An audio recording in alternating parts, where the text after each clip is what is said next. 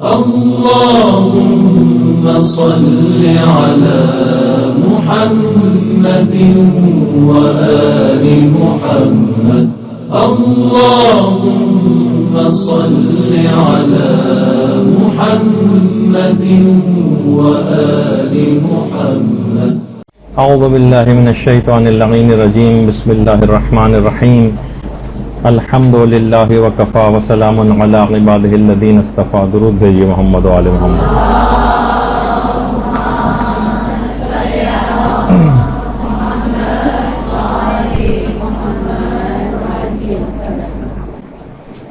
زیارت ایران کے سلسلے کا چوتھا اور آخری درس نمبر 4۔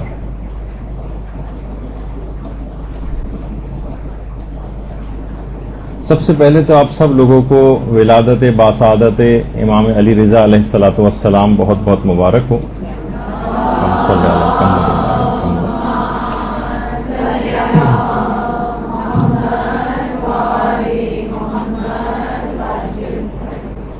ترتیب کے اعتبار سے زیارات میں اب ہم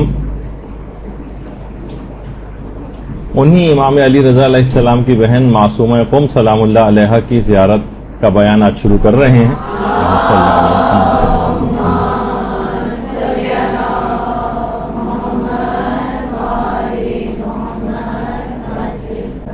اور اس بات کا بھی ہمیں تقریباً اطمینان ہے کہ امام اپنی ولادت کے روز اپنی بہن کی زیارت کا حال سن کر انشاءاللہ ضرور خوش ہوں گے۔ اچھا، اب دیکھیے، ویسے تو سب جگہیں، وہ تمام اوقات، زمان، مکان، یہ سب اللہ کے بنائے ہوئے ہیں، مگر دین کے اعتبار سے بہت ساری جگہیں، بہت سارے زمانے، بہت سارے اوقات خصوصی امتیاز کے حامل ہو جاتے ہیں۔ یوں تو دیکھیے تمام راتیں ہی اللہ کی بنائی ہوئی ہیں، لیکن جو شب قدر ہے اس کا ایک خصوصی امتیاز ہے۔ یوں تو سارے ایام ہی اللہ کے بنائے ہوئے ہیں، سارے دن، لیکن ایام حج جو ہیں یہ خصوصی کے امتیاز رکھتے ہیں۔ عید غدیر کا 18 ذی الحجہ خصوصی امتیاز رکھتا ہے۔ اس کے علاوہ پھر عید مباہلہ یہ خصوصی امتیاز رکھتی ہے، اور ایام عید اور اس طرح مختلف مبارک ایام۔ اچھا، اسی طرح سے پروردگار نے کچھ زمینوں کو بھی خصوصی امتیاز بخشا ہے، زمین کے کچھ علاقوں کو، کچھ شہروں کو۔ انہی میں سے ایک شہر قوم بھی ہے، قوم بھی اسی میں شامل ہے، اور یہی وجہ ہے کہ ہمارے چھٹے امام جعفر صادق علیہ الصلوۃ والسلام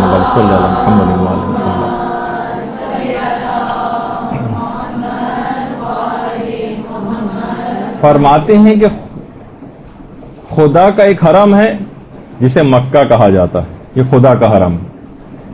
رسول خدا کا ایک حرم ہے جسے مدینہ کہا جاتا ہے۔ امیر المومنین کا ایک حرم ہے جو کہ کوفہ ہے۔ اسی طرح سے ہمارا بھی ایک حرم ہے جس کو قوم کہا جاتا ہے۔ قوم یہ سارے ائمہ کا حرم۔ اور چھٹے امام نے یہ جملہ بھی ارشاد فرمایا ہے کہ خدا نے قوم کو دوسرے شہروں پر حجت قرار دیا ہے، اور وہاں کے لوگوں کو تمام جن و انسان پر حجت قرار دیا ہے۔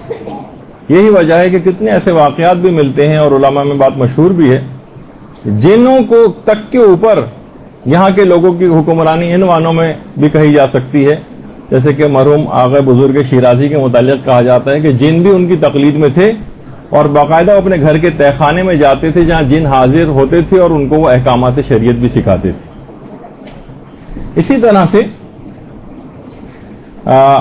یہ بھی فرمایا تھا ہمارے چھٹے امام نے کہ عنقریب کوفہ مومنین سے خالی ہو جائے گا۔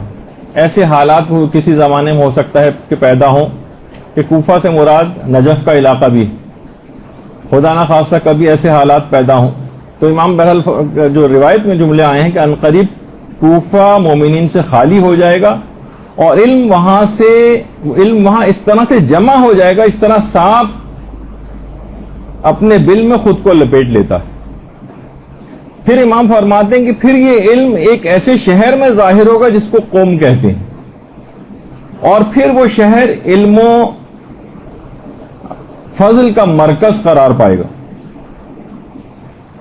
تو بہرحال ظاہر کو دیکھیے، جو بھی وہاں جا رہا ہے، قوم جا رہا ہے، اس کو ایک معرفت ہونی چاہیے کہ کس شہر میں جا رہا ہے، وہ اس کے قدم کس سرزمین کے اوپر ہے، اسے وہاں کے شہر کی معرفت ہوگی تو وہ جا کر اس کی زیارت کا حق ادا کر سکے گا۔ دیکھیے بہت سارے شہر ایسے ہیں، دیکھیے آپ نے ایک جملہ سنا ہوگا جس کے اوپر قرآن کی آیات بھی ہیں، جسے یوم الست کہا جاتا ہے۔ الست بربکم، کیا میں تمہارا رب نہیں ہوں؟ تمام ارواح کو پروردگار عالم نے خلق کرنے کے بعد ان سے اقرار لیے تھے۔ سب سے پہلے روایت میں ہے کہ جس شہر نے ولایت امیر المومنین کو اس دنیا کی جس شہر نے سب سے پہلے قبول کیا ہے وہ شہر قوم ہے۔ ولایت امیر المومنین علی ابن ابی طالب علیہ الصلوۃ والسلام۔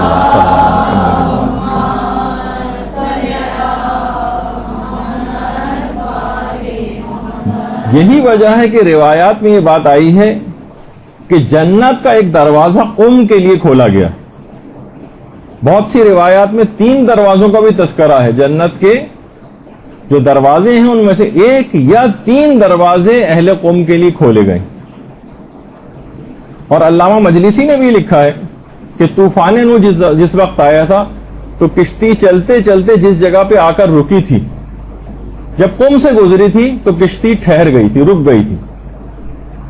اور یہ بھی لکھا ہے کہ یہ زمین، جو قوم کی جو زمین ہے، یہ اصل میں بیت المقدس کا یا بیت المقدس کا ایک ٹکڑا ہے۔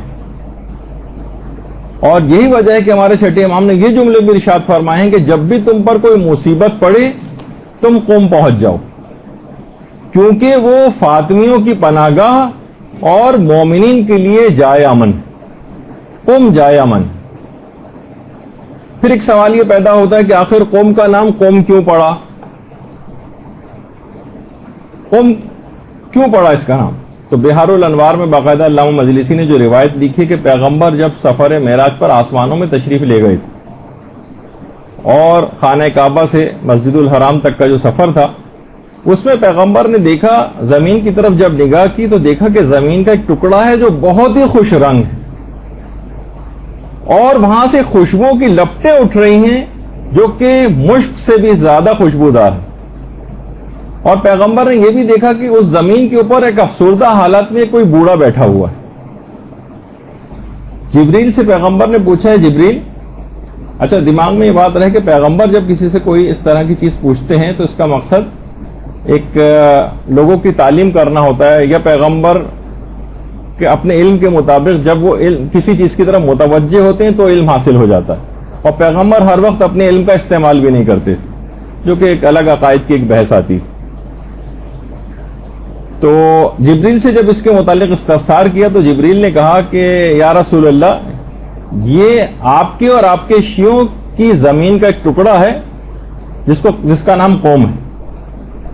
پیغمبر نے پوچھا یہ بوڑھا یہاں پر کون بیٹھا ہوا ہے جو افسردہ حالت میں؟ جبریل نے کہا یا رسول اللہ یہ ابلیس ہے۔ پیغمبر نے کہا مجھے فوراً اس کے پاس لے کر چلو۔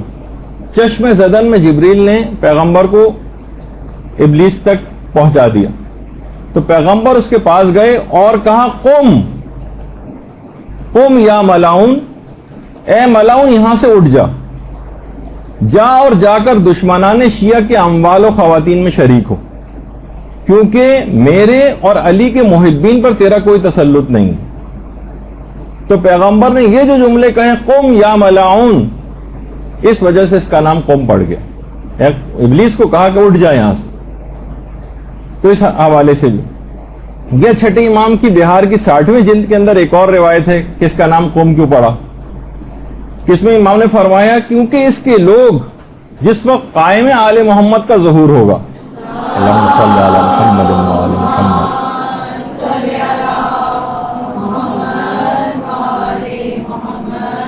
تو یہاں کے لوگ قیام کریں گے ان کے ساتھ، اس پر ڈٹے رہیں گے اور اپنے امام کی مدد کریں گے، اس وجہ سے بھی اس کا نام قوم رکھا گیا، قیام کرنے والے افراد۔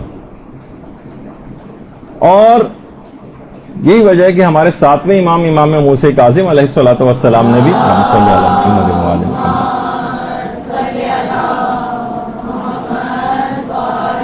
یہ فرمایا ہے کہ قوم آل محمد کا آشیانہ اور ہمارے شیعوں کی پناہ گاہ ہے۔ اور اس کی ایک اور وجہ جو قوم کی ہے وہ یہ ہے کہ قوم کی وجہ تسمیہ کیوں اس کا نام قوم رکھا گیا کہ جیسے ہی امام زمانہ علیہ السلام کا ظہور ہوگا تو سب سے پہلے اہل قوم فوراً قیام کریں گے اور خدمت امام میں حاضر ہو جائیں گے. درود بھیجیے محمد علیہ.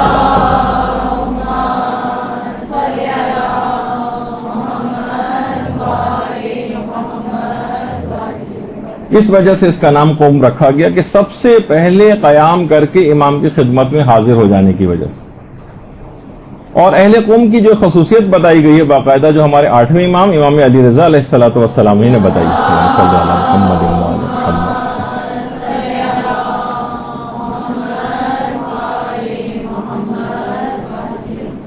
کہ جنت کے 8 دروازے ہیں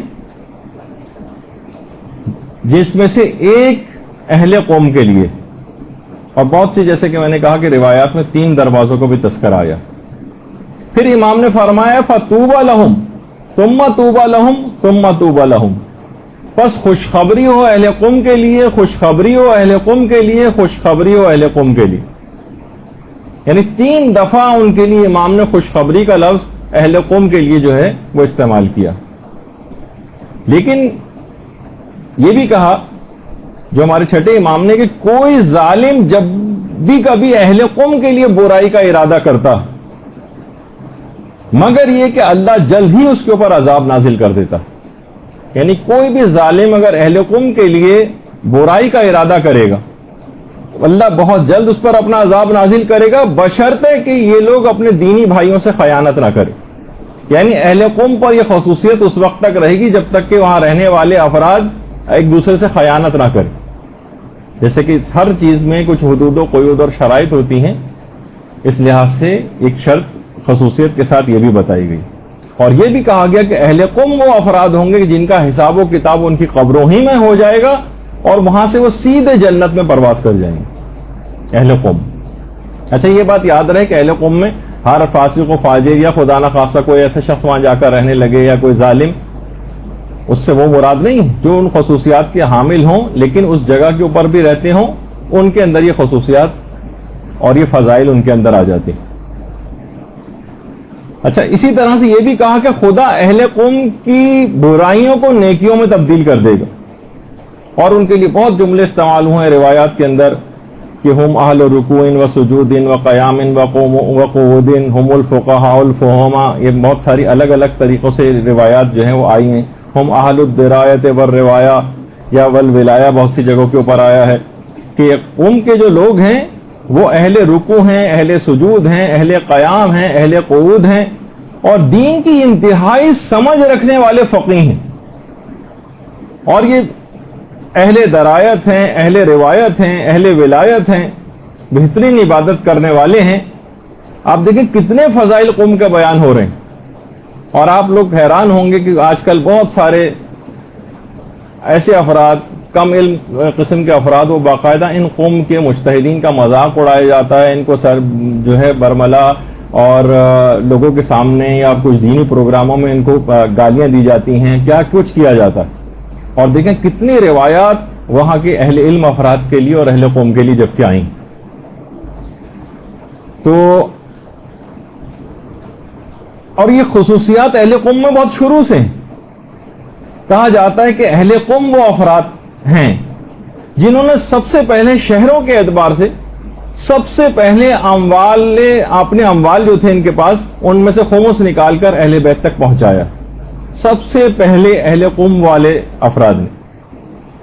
اور یہی وجہ ہے کہ جب کریمہ اہل بیت حضرت معصومہ قوم سلام اللہ علیہ وسلم صلی اللہ علیہ محمد وعلیہ محمد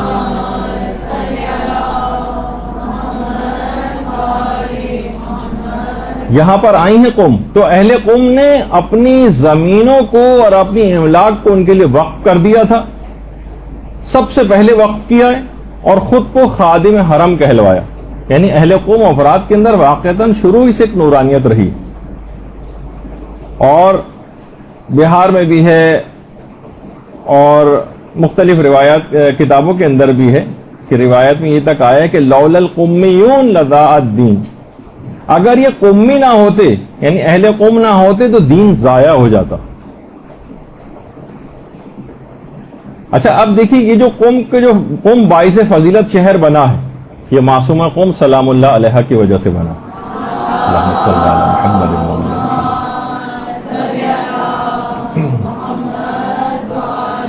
اور اہل قم معصومہ کی وجہ سے شرف و فضیلت کے حامل ہوئے. یہی وجہ ہے کہ امام خمینی کا باقاعدہ جملہ ہے کہ آج تک جو کچھ بھی مجھے حاصل ہوا ہے وہ سب کا سب معصومہ قم کی زیارت کا صدقہ ہے. یہ باقاعدہ جملہ امام خمینی کا، یہ صدقہ ہے معصومہ قم کی قبر کی زیارت کا، کہ جتنا بھی کچھ مجھے حاصل ہوا اس وجہ سے حاصل ہوا. اب تھوڑا سا ایک مختصر سا تعارف معصومہ کا کرا دیا جائے تاکہ زیارت آپ کو سمجھ میں آئے. جب تک مزور کی معرفت نہ ہو تب تک سمجھ میں نہیں آتا کہ ہم یہاں پر کیوں آئے ہیں. اور امام رضا کی حد تک تو وہاں پر لوگ پھر بھی عقیدت کا زیادہ مظاہرہ کرتے ہیں امام ہونے کی وجہ سے، لیکن کچھ جوش و جذبہ کچھ ٹھنڈا پڑتا دکھائی دینے لگتا ہے کہ جب معصومہ قم کے دربار میں پہنچتے ہیں. تو تھوڑا سا ایک آپ کے سامنے ایک تعارف بھی پیش کر دیا جائے. دیکھیے ہمارے ساتویں امام موسیٰ کاظم علیہ الصلوۃ والسلام کی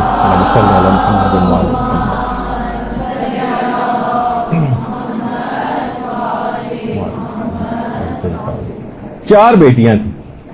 اچھا چاروں کا نام امام نے فاطمہ رکھا تھا. فاطمہ کبریٰ، فاطمہ صغریٰ، فاطمہ وسطیٰ، فاطمہ اخریٰ. کبریٰ جو سب سے بڑی، صغریٰ جو چھوٹی، وسطیٰ جو درمیانی، اور اخریٰ جو سب سے آخر والی. اچھا فاطمہ کبریٰ وہ تو معصومہ قم سلام اللہ علیہا ہی ہیں، فاطمہ کبریٰ. اچھا جو ان کی قبر قم میں. فاطمہ صغریٰ یہ آذربائیجان کا جو کیپٹل ہے باکو، وہاں پر مدفون.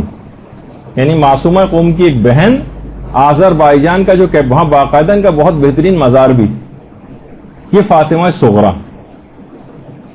تیسری بہن فاطمہ وسطیٰ، ان کی قبر اصفہان میں، ایران میں اصفہان شہر جو. اور چوتھی بہن فاطمہ اخریٰ، یہ تو اس وجہ سے نسبتی اعتبار سے کون چھوٹی بڑی درمیانی اور سب سے آخری، یہ تو نام کا حصہ نہیں ہے بلکہ بعد میں پہچاننے کے لیے. فاطمہ جو تھی فاطمہ اخریٰ، ان کی قبر مبارک رشت میں ہے، ایران کا جو شہر رشت، یہ ان کی قبر مبارک ہے. فاطمہ اخریٰ سلام اللہ علیہا. اللہم صلی علی محمد.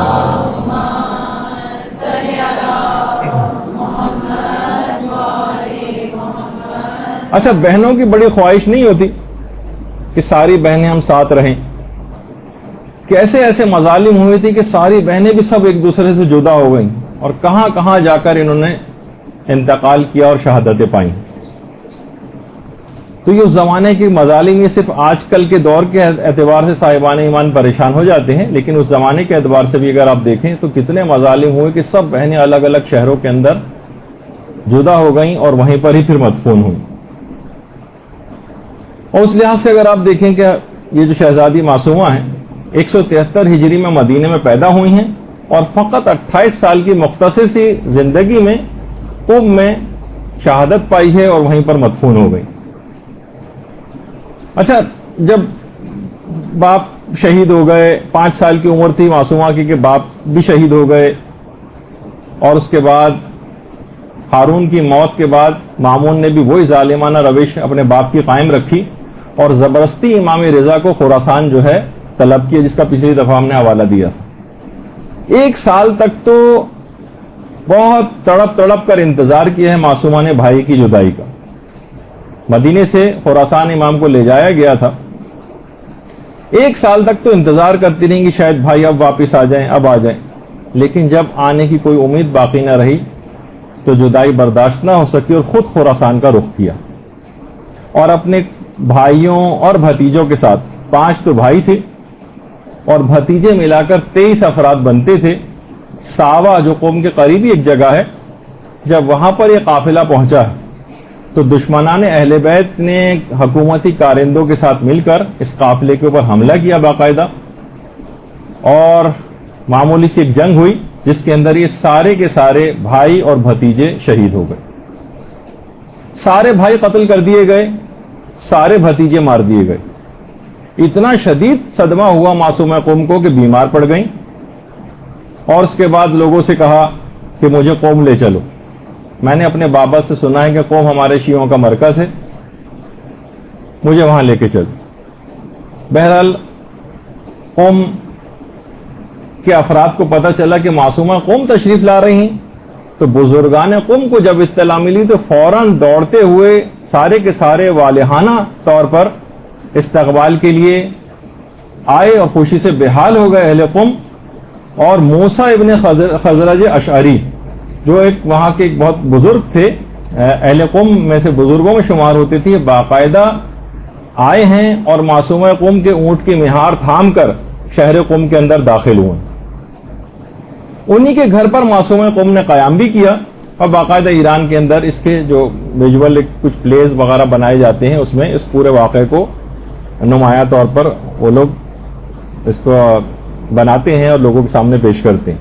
17 دن تک معصومہ قوم میں رہی ہیں اس کے بعد، اور اسی بیماری کی حالت میں، شدید ترین بیماری تھی، دن و رات عبادت میں مصروف رہتی تھیں اور اللہ سے اسی طرح سے راز و نیاز کرتی تھیں، جس کی وجہ سے ان کا ایک لقب بھی ہے مریم آل محمد۔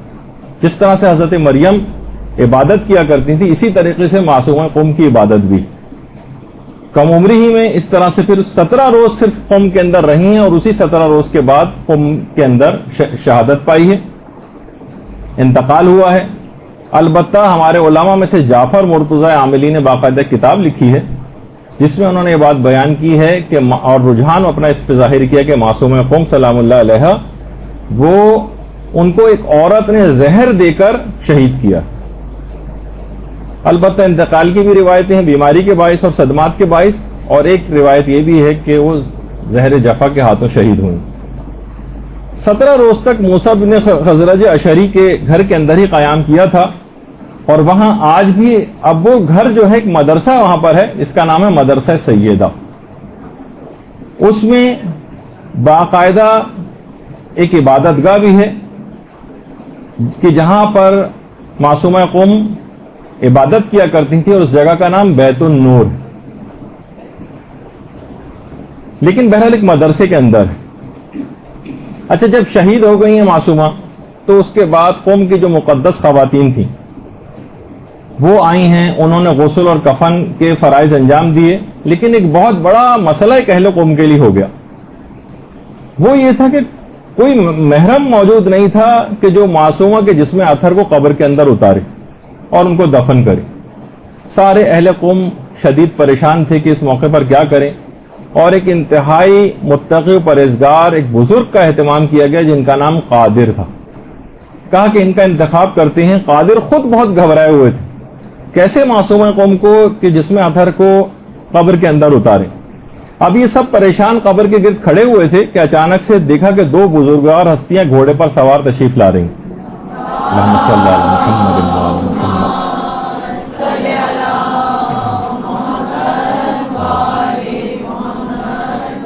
بہت پروقار انداز میں تشریف لا رہی ہیں۔ انہی دونوں بزرگوار، مجمع کے اوپر سناٹا چھایا ہوا ہے، ان 2 بزرگوار آئے، انہوں نے آ کر اس پر نماز پڑھی جنازے پر، اور پھر اس کے بعد قبر کے اندر اترے اور ریحانہ رسول کے جسم اطہر کو قبر کے اندر دفنایا، اور کوئی بھی بات کیے بغیر واپس لوٹ گئے۔ باقاعدہ تاریخ قوم کے اندر یہ پورا واقعہ موجود ہے۔ آیت اللہ فاضل الانکرانی فرماتے ہیں کہ بعید نہیں ہے کہ یہ 2 شخصیات ہمارے 8ویں امام علی رضا اور امام محمد تقی علیہ الصلوۃ والسلام۔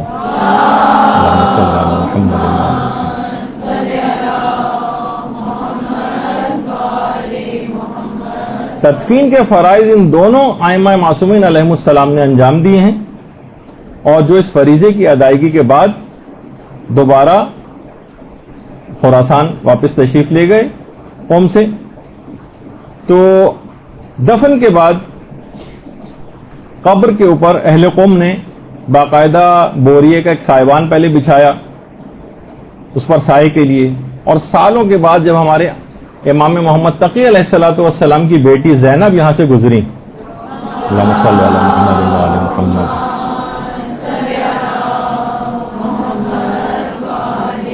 تو انہوں نے باقاعدہ اینٹوں کا ایک قبہ قبر کے اوپر جو ہے وہ تعمیر کروایا. سفینۃ البحار میں شیخ عباس قمی نے اس کی تفصیل لکھی ہے. اس کے بعد پھر یہ جو معصومہ کا جو حرم ہے اس کے بعد یہ زیارت گاہ جو ہے وہ قرار پایا اور آج تک بے تحاشا کرامات ان کے روضے سے صادر ہوتی ہیں.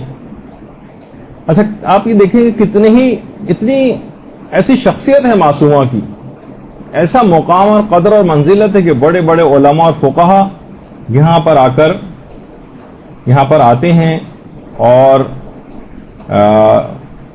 اپنے عقیدت کا اظہار کرتے ہیں. یہ آیت اللہ صافی گلپائگانی ہیں. قبر کی صفائی کے لیے, گرد و غبار کو صاف کرنے کے لیے بڑے بڑے مراجع یہاں پر آتے ہیں. رہبر محترم یہاں پر اکثر تشریف لاتے ہیں اور اپنے لیے باعث فخر سمجھتے ہیں. بڑے بڑے علماء صفائی کے لیے اپنے آپ کو مقرر کر رکھا ہے یہاں پر. یا آغا اشتہاردی ہیں, ان کا قوم کے اندر سب سے بہترین اور ایک بڑا درس اخلاق ہوا کرتا تھا. یہ اکثر معصومہ قوم کے حرم میں اس طرح سے آ کر بیٹھا کرتے تھے.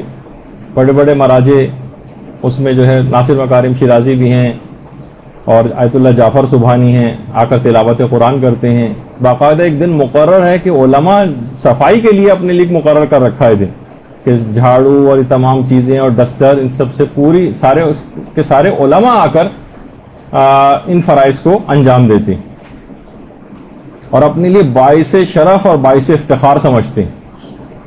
اور باقاعدہ اپنے ساتھ کپڑے لے کر آتے ہیں تبرکن, وہ جو گرد و غبار یہاں سے سارا جو جمع ہوتا ہے متبرک, وہ اس کو لے کر جاتے ہیں. تو اس سے آپ اندازہ لگائیں. اور اتنی زیادہ کرامات ہیں باقاعدہ کہ پوری کتاب اس موضوع پر لکھی گئی ہے. وہ کرامتیں جو خود حرم کی خدام نے دیکھی, عنایات معصومیہ کے نام سے پوری کتاب موجود ہے اس پر. اور کیوں نہ ہو, کیونکہ ایسی صفات اور ایسی کمال کی شخصیت تھی معصومہ کی کہ شبیہ حضرت فاطمہ الزہرا سلام اللہ علیہا قرار پائیں.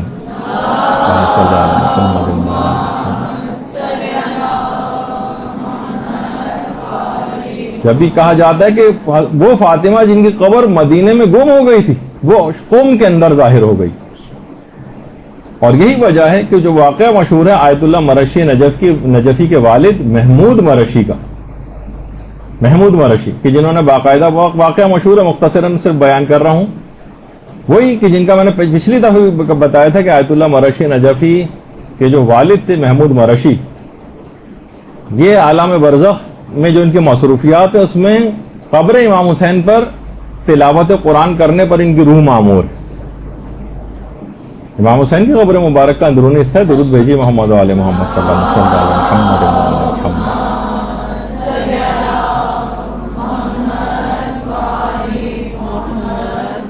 محمود مرشی نے حرم امیر المومنین میں 40 راتوں کا ایک عمل کیا تھا کہ یہ بات پتہ چلا سکیں گے حضرت زہرا کی قبر مبارک کہاں ہے. روایت دو طرح کی باتیں اس میں روایات کے اندر آئی ہیں. ایک میں تو یہ کہ امیر المومنین علیہ الصلوۃ والسلام خود خواب میں تشریف لائے. اللہم صلی علی محمد.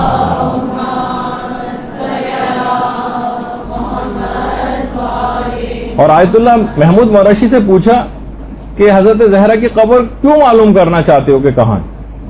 کہا کہ مولا اس وجہ سے تاکہ ہم زیارت کر سکیں. کہا کہ میں زہرا کی وصیت کو پائمال کر کے تم کو ان کی قبر کا پتہ نہیں بتا سکتا کہ ان کی قبر اصلی کہاں ہے. البتہ خدا نے حضرت زہرا کی زیارت کا تمام تر ثواب اور فضیلت معصومہ قوم کی زیارت میں قرار دے دی. اللہم صلی علی محمد و آل محمد.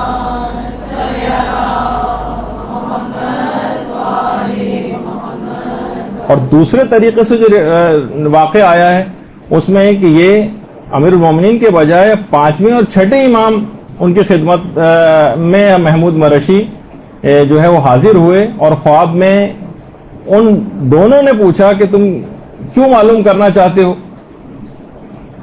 تو انہوں نے سارا واقعہ یہ بتایا کہ تاکہ ان کی زیارت کر سکو. تو امام نے فرمایا تمہیں کریمہ اہل بیت کا دامن تھامنا چاہیے. اچھا واقعے کے اندر یہ ہے کہ آیت اللہ محمود مرشی یہ سمجھے کہ گویا امام کا حکم حضرت زہرا کے بارے میں ہے. انہوں نے عرض کیا میری جان آپ پر قربان, میں نے یہ ختم قرآن حضرت زہرا کی قبر کا مقام جاننے کے لیے تو کیا تھا تاکہ میں آپ کی قبر کی زیارت کر سکوں. امام نے فرمایا میری بات سے مراد قم میں فاطمہ معصومہ کی قبر ہے، اور فرمایا کہ بعض مصلحتوں کی بنا پر اللہ نے ارادہ فرمایا ہے کہ فاطمہ زہرا کی قبر مخفی رہے، اس وجہ سے ذات باری نے قم میں حضرت معصومہ کی قبر کو حضرت زہرا کی قبر شریف کی جلوہ گاہ قرار دیا۔ تو آپ نے دیکھا کہ دوسری روایت میں 5ویں اور 6 امام سے ہے، اور امام نے اس کے اندر ایک جملہ کہا تھا علیکہ بکریمت اہل البیت، کہ تمہیں چاہیے کہ کریمہ اہل بیت کے دامن کو تھام لو، ان کی طرف رجوع کرو۔ آیت اللہ مرشی نجفی کہتے ہیں یہ تو اس زمانے میں نسبتاً اتنے بوڑھے نہیں ہوئے تھے، ان کے والد کہتے تھے کہ میں تو اب اس قابل نہیں رہا کہ نجف سے بار بار قم کی زیارت کے لیے جاؤں، تو تم میری نیابت میں معصومہ قم کی قبر کی زیارت کرو۔ آیت اللہ مرشی نجفی کہتے ہیں پھر میں قم آیا نجف سے، اور جب واپس جانا چاہتا تھا تو شیخ عبد الکریم حائری کے بہت زیادہ اصرار کی بنا پر پھر میں قم ہی میں رک گیا، اور آج فرماتے ہیں جس وقت یہ بات انہوں نے بیان کی کہ آج 60 سال ہو گئے ہیں، روزانہ معصومہ قم کی قبر کا پہلا زائر میں ہوتا ہوں۔ اللہم صلی علی محمد و علی محمد۔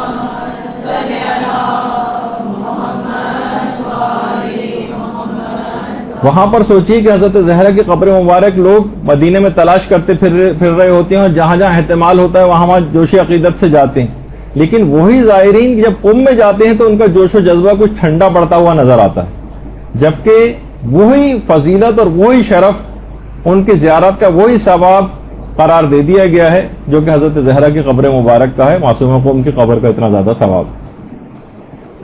اچھا، اتنی زیادہ کرامتوں کا ظہور ہوتا ہے روضے سے کہ خود آیت اللہ عراقی فرماتے ہیں کہ میرے ہاتھ پر ورم آ گیا تھا، خود آیت اللہ عراقی نے کہا، اور میری ایسی بیماری ہو گئی تھی کہ ہاتھ کی جلد پھٹنے لگی تھی، اور اتنا میں پریشان ہو گیا تھا، تمام علاج کر کر کے پریشان ہو گیا تھا اور شفا نہیں ملتی تھی، یہاں تک کہ میں وضو سے بھی معذور ہو گیا اور تیمم کرنے لگا نمازوں کے لیے۔ پھر ایک دن میں نے توسل کیا حضرت معصومہ سے، تو مجھے الہام ہوا معصومہ کی طرف سے کہ تم دستانے پہنا کرو۔ میں نے صرف چند ہی دن دستانے پہنے تھے کہ وہ جو کبھی مرض ٹھیک ہونے کا نام نہیں لے رہا تھا، فقط چند دنوں کے اندر اندر ہی ٹھیک ہو گیا۔ اللہم صلی علی محمد۔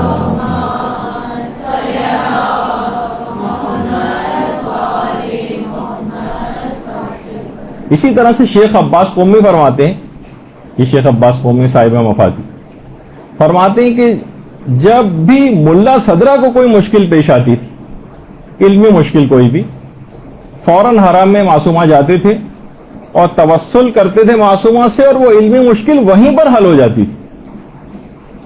باقاعدہ فوائد الرضاویہ کے اندر شیخ عباس قمی کا یہ جملہ موجود ہے۔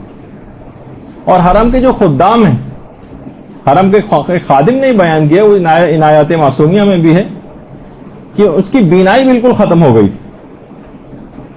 اس نے ایک کام یہ کیا کہ روزانہ ذریعے مبارک میں حرم کی جو خاک ہے وہ آنکھوں میں لگانے لگا، کہہ رہے جیسے جیسے میں نے لگانا شروع کیا ویسے ویسے بینائی واپس آتی چلی گئی، یہاں تک کہ بالکل بحال ہو گئی، اور آج یہ حال ہے کہ میں بغیر چشمے کے مفاتی اور قرآن کو پڑھتا ہوں۔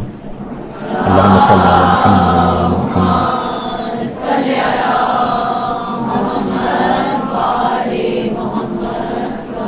خواتین کے اعتبار سے وہاں خادمائیں ہیں، مردوں میں مرد خدام ہوتے ہیں، عورتوں میں بھی خادمائیں ہیں وہاں پر معصومہ قم کے حرم میں۔ انہوں نے بیان کیا کہ باقاعدہ ایک گونگی لڑکی زری کے پاس، جو کہ بالکل گونگی تھی، اچانک سے چیخ چیخ کر بولنے لگی، سارا مجمع ٹوٹ پڑا۔ ایران کے اندر تو دیکھیے کہ جان کے لالے پڑ جاتے ہیں اگر وہاں اس طرح کا کوئی چیز معجزہ وغیرہ ہو جائے کہ لوگ بعنوان تورک اس کے اوپر جھپٹ پڑتے ہیں، تو بہت مسئلہ اس کے ساتھ ہو جاتا ہے۔ حرم کے فوراً خادمائیں آئیں اور فوراً بحفاظت اس کو اس حجرے کے اندر پہنچا دیا کہ جہاں پر عام طور پر اس قسم کے افراد کو رکھا جاتا ہے۔ جب جا کر اس سے پوچھا اور انٹرویو لیا کہ تم تو بول نہیں سکتی تھی، اچانک سے کیسے بولنے لگی، اپنا ماجرا سناؤ، تو اس نے کہا کہ میں نے زری کے پاس ہی کھڑی ہوئی تھی، تو اچانک سے میں نے بہت زیادہ انتہا سے زیادہ نور اور روشنی قبر مبارک کے حضرت معصومہ کے ارد گرد دیکھی، اور اللہم صلی علی محمد و علی محمد،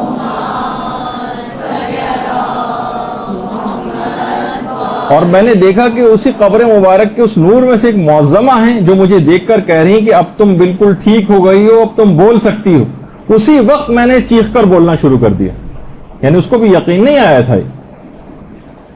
اور یہی وجہ ہے کہ آیت اللہ تقی خنصاری بھی یہ بات فرماتے ہیں کہ حرم معصومہ قم ایسی جگہ ہے کہ جہاں پر امام رضا علیہ السلام بھی مداخلت نہیں کرتے، یعنی یہ مکمل طور پر معصومہ کی راجدہانی ہے یہ علاقہ، یعنی جس کو جو بھی وسیلہ بنانا ہے معصومہ قوم کو بنائے، حتیٰ کہ امام رضا بھی سفارش کے لیے قوم آتے ہیں یا معصومہ قوم سے سفارش کرتے ہیں، لیکن براہ راست قوم کے معاملات میں مداخلت نہیں کرتے۔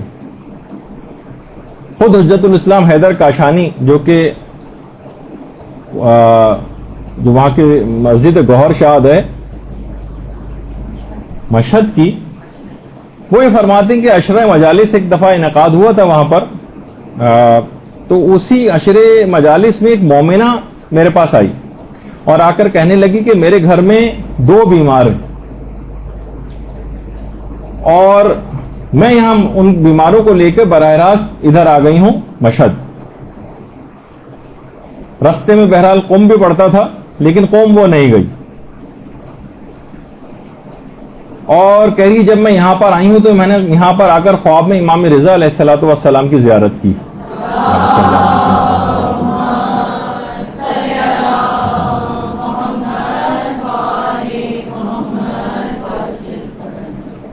امام نے فرمایا مجھ سے کہ تم یہاں پر آئی ہو تو تمہارے ایک جوان کو تو میں شفا دے دوں گا، لیکن دوسرے بھائی کو لے کر تمہیں قوم جانا پڑے گا میری بہن کے پاس۔ اس نے کہا کہ خواب میں مجھے یہ امام آئے ہیں اور یہ کہا۔ ان عالم دین نے کہا کہ عورت کو باقاعدہ سمجھایا کہ حضرت امام علی رضا علیہ السلام نے شکوہ کیا ہے کہ تم میری بہن کی زیارت کو کیوں نہیں گئی، یعنی اس قوم سے گزرتے ہوئے براہ راست وہاں آ گئی لیکن امام نے اس کو پسند نہیں کیا۔ آپ کو یاد ہوگا ایک دفعہ میں نے واقعہ بھی سنایا تھا کہ جب سعودی عرب کا ایک بادشاہ آیت اللہ بروجردی کے پاس قوم آنا چاہتا تھا تو انہوں نے ملنے سے منع کر دیا تھا، کیونکہ یہ تو وہابی العقیدہ ہے، کبھی کسی قبر کی زیارت پہ کبھی جائے گا نہیں اور میں برداشت نہیں کر سکتا، یہ معصومہ قوم کی توہین سمجھتا ہوں کہ کوئی بادشاہ میرے پاس آئے اور معصومہ کی قبر کی زیارت کے لیے نہ جائے۔ اسی طریقے سے امام نے بھی اس بات کو پسند نہیں کیا کہ قوم سے کوئی گزر کر آ جائے، کہا کہ ایک کو میں دے دوں گا شفا، کیونکہ بہرحال اتنی دور سے 2 بیماروں کو لے کر آئی ہے، لیکن ایک کو تو لازمی وہاں لے جانا پڑے گا۔ اور دیکھیے یہی وجہ ہے کہ پیغمبر اسلام کی بھی جو باقاعدہ ایک روایت ہے کہ جو بھی مدینے میں میری قبر کی زیارت کرے اور میرے چچا حمزہ کی قبر کی زیارت نہ کرے اس نے جفا کی ہے، مجھ سے غداری کی ہے، یعنی حضرت حمزہ کی، یعنی یہ ایک طریقہ کار ہے کہ بہرحال جو کوئی وہاں پر جائے اس کے لیے ضروری ہے کہ مدینے جا رہا تو حضرت حمزہ کی قبر پر بھی جائے، جو مکے آ رہا ہے وہ جنت البقیع کی زیارت کے لیے مدینے بھی جائے، جو مشہد آ رہا ہے اسے چاہیے کہ قوم کی زیارت بھی کرے۔ تو بہرحال اور تقریباً ایک شخص تھا جس کے متعلق تمام کتابوں کے اندر بھی ہے کہ 3 سال سے ایک مفلوج شخص تھا۔ اچھا اب یہ تو خیر یہ تصویر یہ ان شخص کی نہیں ہے، بلکہ یہ آیت اللہ مہدوی کنی کی تصویر، جن کا بھی کچھ ہی عرصے پہلے انتقال بھی ہو گیا ہے۔ یہ کافی عرصے سے کوما کی حالت میں تھی اور حرم کے آستانہ قدس رضوی کی باقاعدہ ایک تبرکات حرم سے مس کر کے لے کر آتے ہیں بیماروں کے اوپر، تو کہتے ہیں کہ کتنے عرصے سے کوما میں تھے بالکل بے ہوش، اور جب ان کے اوپر یہ چیز جیسے یہ وہاں سے مس کیا ہوا کپڑا ان کے اوپر ڈالا آیت اللہ مہدوی کنی پر ہاسپٹل میں، اسی وقت انہوں نے اپنی آنکھیں کھول دی تھی اور آنکھوں سے باقاعدہ آنسو بہنے لگے تھے۔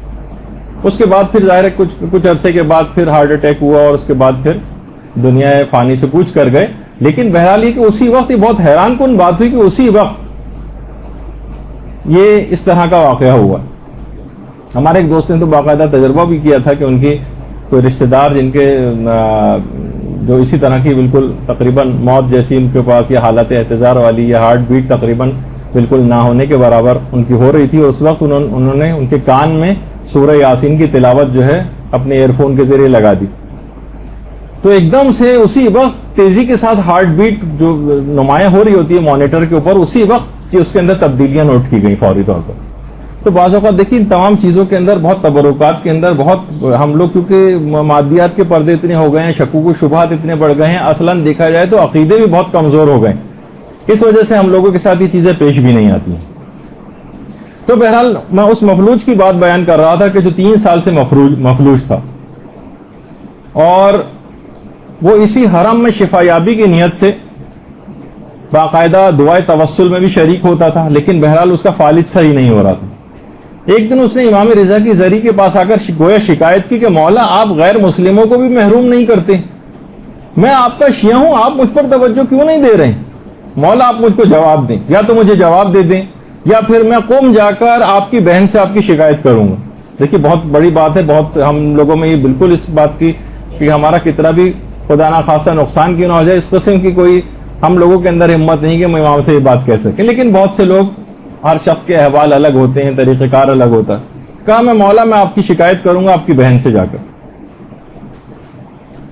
اور پھر میں ان کو وسیلہ قرار دوں گا. وہ کہتا ہے مفلوج اس کو گھر دوبارہ لے کر آئے وہاں سے زری سے، کہہ رہے ہیں میں گھر آ کر سویا تو میں نے خواب میں معصومہ قوم سلام اللہ علیہ کی زیارت کی.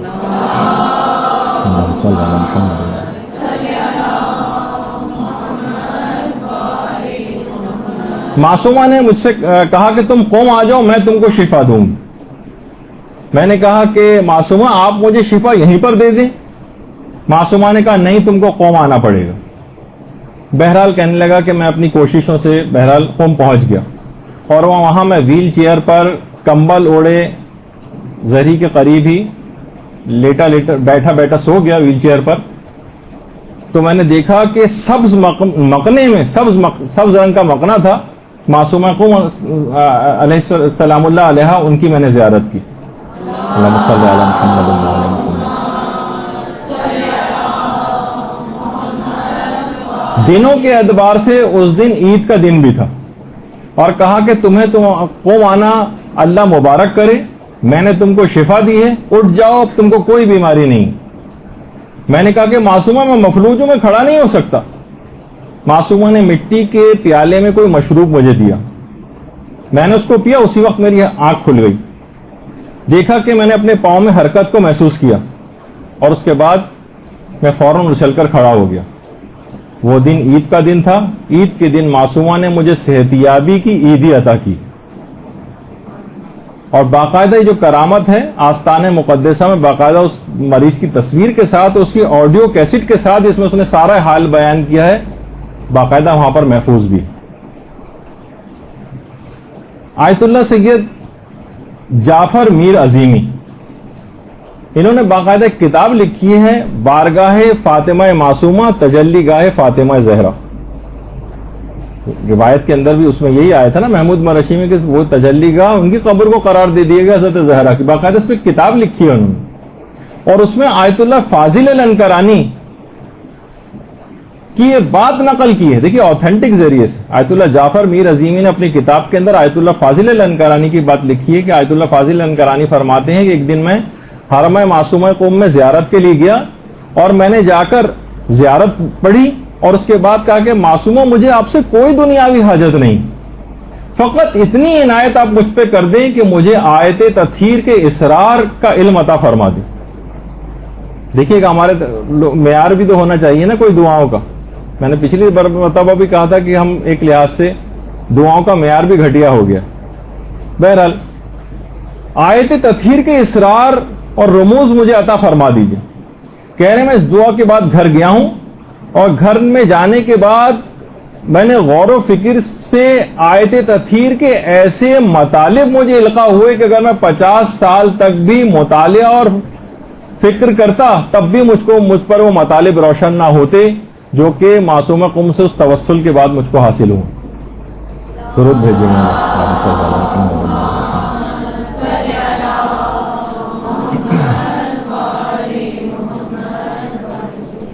اندازہ کیجئے کہ علماء کا کہ انہوں نے کیسے کیسے فیوز حاصل کیے ہیں. علامہ محمد حسین طباطبائی اس قدر احترام، فوق العادہ احترام. یاد ہے آپ کو امام رضا کا بھی ایسی احترام تھا ان کے دل میں. وہ کہتے تھے کہ میں دل تو میرا یہ چاہتا ہے اگر یہ منع نہ ہوتا تو میں صحن سے لے کر اور قبر تک زمین کو بوسہ دیتا ہوا جاتا. اتنا زیادہ احترام تھا کہ اس کا احترام کا اظہار کیسے کرتے تھے کہ رمضان میں روزانہ وقت افطار حرم معصومہ قم میں تشریف لاتے تھے اور ذریعہ مقدس کو عقیدت سے بوسہ دے کر افطار کرتے تھے. گویا افطار اسی کو قرار دیتے تھے کہ ذریعہ مقدس کو جا کر وقت افطار بوسہ دیں اور اسی کو ہی اپنا افطار قرار دیتے تھے. یعنی کمال احترام معصومہ کا. اور اسی لحاظ سے دیکھیے زائر کا مقام بھی بہت بلند. مقام اپنے زائر کو اپنے مقام کو بھی سمجھنا چاہیے. صرف وہ خریداری کرنے کی جگہ نہیں ہے بلکہ کچھ اس طرح کی چیزوں کو حاصل کرنے کی جگہ بھی. کہ ہمارے 8ویں امام نے جو جملہ ارشاد فرمایا کہ من زارہ فلہ الجنہ، جس نے بھی معصومہ قوم کی قبر کی زیارت کی، بہت سی جگہوں میں معرفت کے ساتھ کا لفظ بھی آیا ہے، اس کے لیے جنت. اور امام محمد تقی علیہ الصلوۃ والسلام کا جو جملہ اللہم صلی علی محمد وعلی محمد،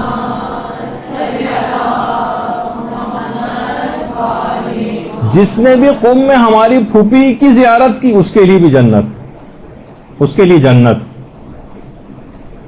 اور یہ بھی کہا، یہ بھی ہمارے 8ویں امام کا ہی ہے کہ اس نے زیارت کی ان کے حق کو پہچانتے ہوئے، عارفن بحقھا فلہ الجنہ، اس کے لیے جنت. اور عارفن کے معنی میں نے پچھلی دفعہ بھی بتایا تھا کہ ان کو ان کی اطاعت کرنا، ان کے فرامین کے مطابق چلنا. جو اس طریقے کار سے زیارت کرے گا اور اس دماغ میں رکھتے ہوئے ان کی پیروی کا ارادہ کرتے ہوئے، اس کے لیے جنت. اور اتنا زیادہ اپنے زائرین کی فکر ہے، جیسے آپ نے پچھلی دفعہ بھی سنا تھا کہ جس قدر اپنے زائرین پر امام رضا مہربان، اسی طرح سے ان کی بہن بھی اپنے زائرین پہ حد سے زیادہ مہربان. آیت اللہ مرشی نجفی فرماتے ہیں کہ ایک دفعہ میں سونے کے لیے لیٹا ہوا تھا، اچانک سے بی بی معصومہ قم سلام اللہ علیہ میرے کمرے میں تشریف لائیں. بہت سارے واقعات ہیں آیت اللہ مرشی نجفی. 60 سال ایسی تو نماز شب سے پہلے حرم کے دروازے کھلنے سے پہلے جا کر 1 گھنٹہ بھر پہلے جا کر بیٹھے ہوتے تھے اور پہلے ظاہر ہوتے تھے. کہہ رہے میں سونے کے لیے لیٹا تو اچانک دروازہ کھلا اور بی بی معصومہ قم میرے کمرے میں تشریف لے آئیں. کیونکہ وہ رشتے میں میری پھوپھی بھی ہوتی ہیں. علم الانساب کے بہت بڑے ماہر تھے آیت اللہ مرشی نجفی. تو انہوں نے آ کر کہا سید شہاب اٹھو. نام تھا سید شہاب الدین مرشی نجفی، اصل نام تو ان کا شہاب تھا. کہا کہ سید شہاب اٹھو، حرم میں میرے زائرین سردی سے جاں بحق ہونے والے، فوراً جلدی جاؤ اور انہیں بچاؤ. بلا تعامل میں اٹھا اور روانہ ہو گیا. حرم کا جو شمالی دروازہ ہے میدان آستانہ میں، وہاں میں نے دیکھا کہ کچھ ہندوستانی اور پاکستانی زائرین سردی سے ٹھٹر رہے ہیں اور برا حال ہے. میں نے فوراً دروازے پیٹ پیٹ کر خدام کو اٹھایا اور ان سے دروازے کھلوائے اور اس کے بعد زائرین کو اندر لے گیا، جہاں جا کر انہوں نے سکون کا سانس لیا. حرم کی وہاں قوم کی شدید ترین سردیاں، برف باری اور اس زمانے کے حالات، جب یہ آیت اللہ مرشی نے جو ہے اس چیز کو بیان کیا تھا، اس سے آپ اندازہ لگائیں کہ معصومہ قوم جو خود تشریف لے آئیں مرشی نجفی کے پاس اور ان سے کہا کہ فوراً جا کر میرے زائرین کو ان کی جان بچاؤ. اسی طرح سے جو کتاب ودیعہ آل محمد صادق انصاری کی، اس میں انہوں نے لکھا ہے کہ مسجد امام حسن عسکری جو ہے وہاں پر قم میں، اس کے پیش امام تھے آغائے روحانی. وہ کہہ رہے ہیں کہ میں سردیوں کے شدید ترین سردیوں کے دن تھے اور میں سو رہا تھا، میں نے خواب میں معصومہ قم کی زیارت کی. معصومہ قم نے کہا کہ فوراً اٹھو اور میناروں پر جا کر چراغ کو روشن کرو. کہہ رہے میں فوراً اٹھا اور بھاگا، کیونکہ حکم تھا. بہرحال بھاگا میں گیا اور حرم کے جو مینار تھے ان میں چراغوں کو روشن کیا. اس تصویر میں بھی اگر آپ غور سے دیکھیں تو باقاعدہ آپ کو سمجھانے کے لیے کہ یہ واقعہ کس طرح سے ہوا ہوگا، باقاعدہ ہم نے اس پہ چراغ بھی بنا کے دکھایا تاکہ آپ ویژوالائز کر سکیں. فوراً میں نے تعمیل احکام کی، چراغ روشن کیے، اور اس کے بعد پھر آ کر سو گیا۔ صبح کو جب میں گیا تو زائرین کچھ وہاں پر نئے آئے ہوئے تھے اور آپس میں باتیں کر رہے تھے کہ کل ہمارے ساتھ بی بی نے ایک بڑا عجیب معجزہ دکھایا، ورنہ تو اگر حرم کے کل میناروں کے چراغ روشن نہ کیے جاتے تو ہم حرم کا راستہ ہرگز نہ پا سکتے اور سب سردی کی وجہ سے ہلاک ہو جاتے۔ تو درود بھیجیے محمد و آل محمد صلی اللہ علیہ وسلم۔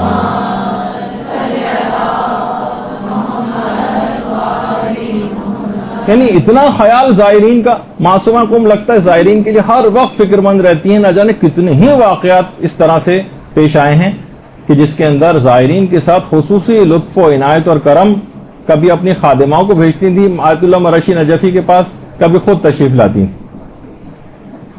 اور کس قدر شباہتیں ہیں حضرت زہرا میں اور معصومہ قوم میں بھی کہ باقاعدہ علماء نے پورے آرٹیکلز اس پہ لکھے ہیں کہ حضرت زہرا کی بھی انسان شفاعت کا طلبگار ہے، ان کی بھی شفاعت حاصل ہوگی۔ اسی طریقے سے چھٹے امام کا یہ جملہ بھی ہے سفینۃ البحار میں کہ معصومہ قوم کی شفاعت سے ہمارے سارے شیعہ جنت میں داخل ہوں گے۔ اور جب بھی آپ نے دیکھا ہوگا کہ وہاں پہ حرم کی جو زری ہے اس کے اوپر بھی یہ جملہ لکھا ہوا نظر آیا ہوگا آپ کو کہ اشفعی لنا فی الجنہ، اے فاطمہ معصومہ جنت، خدا کی بارگاہ میں جنت کے لیے ہماری سفارش کر دیجیے۔ اور جگہ جگہ آپ کو یہ جملہ لکھا ہوا نظر آئے گا، اور انہی کی زیارت میں ہم کیوں ان سے مانگ رہے ہیں کہ آپ جنت میں ہماری سفارش کر دیجیے؟ کیونکہ اسی زیارت میں آگے چل کر ہے کہ فَإِنَّ لَكَ عِندَ اللَّهِ شَانًا مِنَ الشَّانِ، کیونکہ آپ کی قدر و منزلت خدا کی بارگاہ میں بہت زیادہ ہے، محضر خدا میں آپ ایک عجیب شان و منزلت اور قدر و منزلت کی حامل، اس وجہ سے ہم آپ سے بھیک مانگ رہے ہیں کہ آپ ہماری سفارش کر دیجیے۔ باقاعدہ حسن زادہ عاملی، آیت اللہ حسن زادہ عاملی نے ایک کانفرنس بھی ہوئی تھی معصومہ قوم پر، وہاں پر قوم میں، اس میں یہی کہا تھا کہ ہر خاص و عام نے معصومہ قوم کے لیے معصومہ کا لفظ استعمال کیا، اور خود ہمارے 8ویں امام نے تو کیا ہی ہے کہ من زار المعصومۃ بقم کمن زارنی، کہ جس نے بھی قوم میں معصومہ کی زیارت کی اس نے گویا میری زیارت کی۔ اور اس لحاظ سے کہ حضرت زہرا بھی معصومہ ہیں اور خود معصومہ قوم کا لقب بھی معصومہ ہے۔ حضرت زہرا کے القاب میں سے طاہرہ بھی ہے، محدثہ بھی ہے، معصومہ بھی ہے، اسی طریقے سے معصومہ قوم کے القاب بھی طاہرہ بھی ہے، محدثہ بھی ہے، معصومہ بھی۔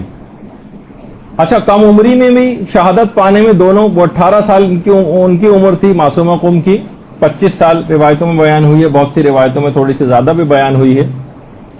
اور یہ جو ایک سوال دماغوں میں اکثر لوگوں کے اٹھتا ہے کہ کیا فاطمہ معصومہ قوم معصومہ ہیں؟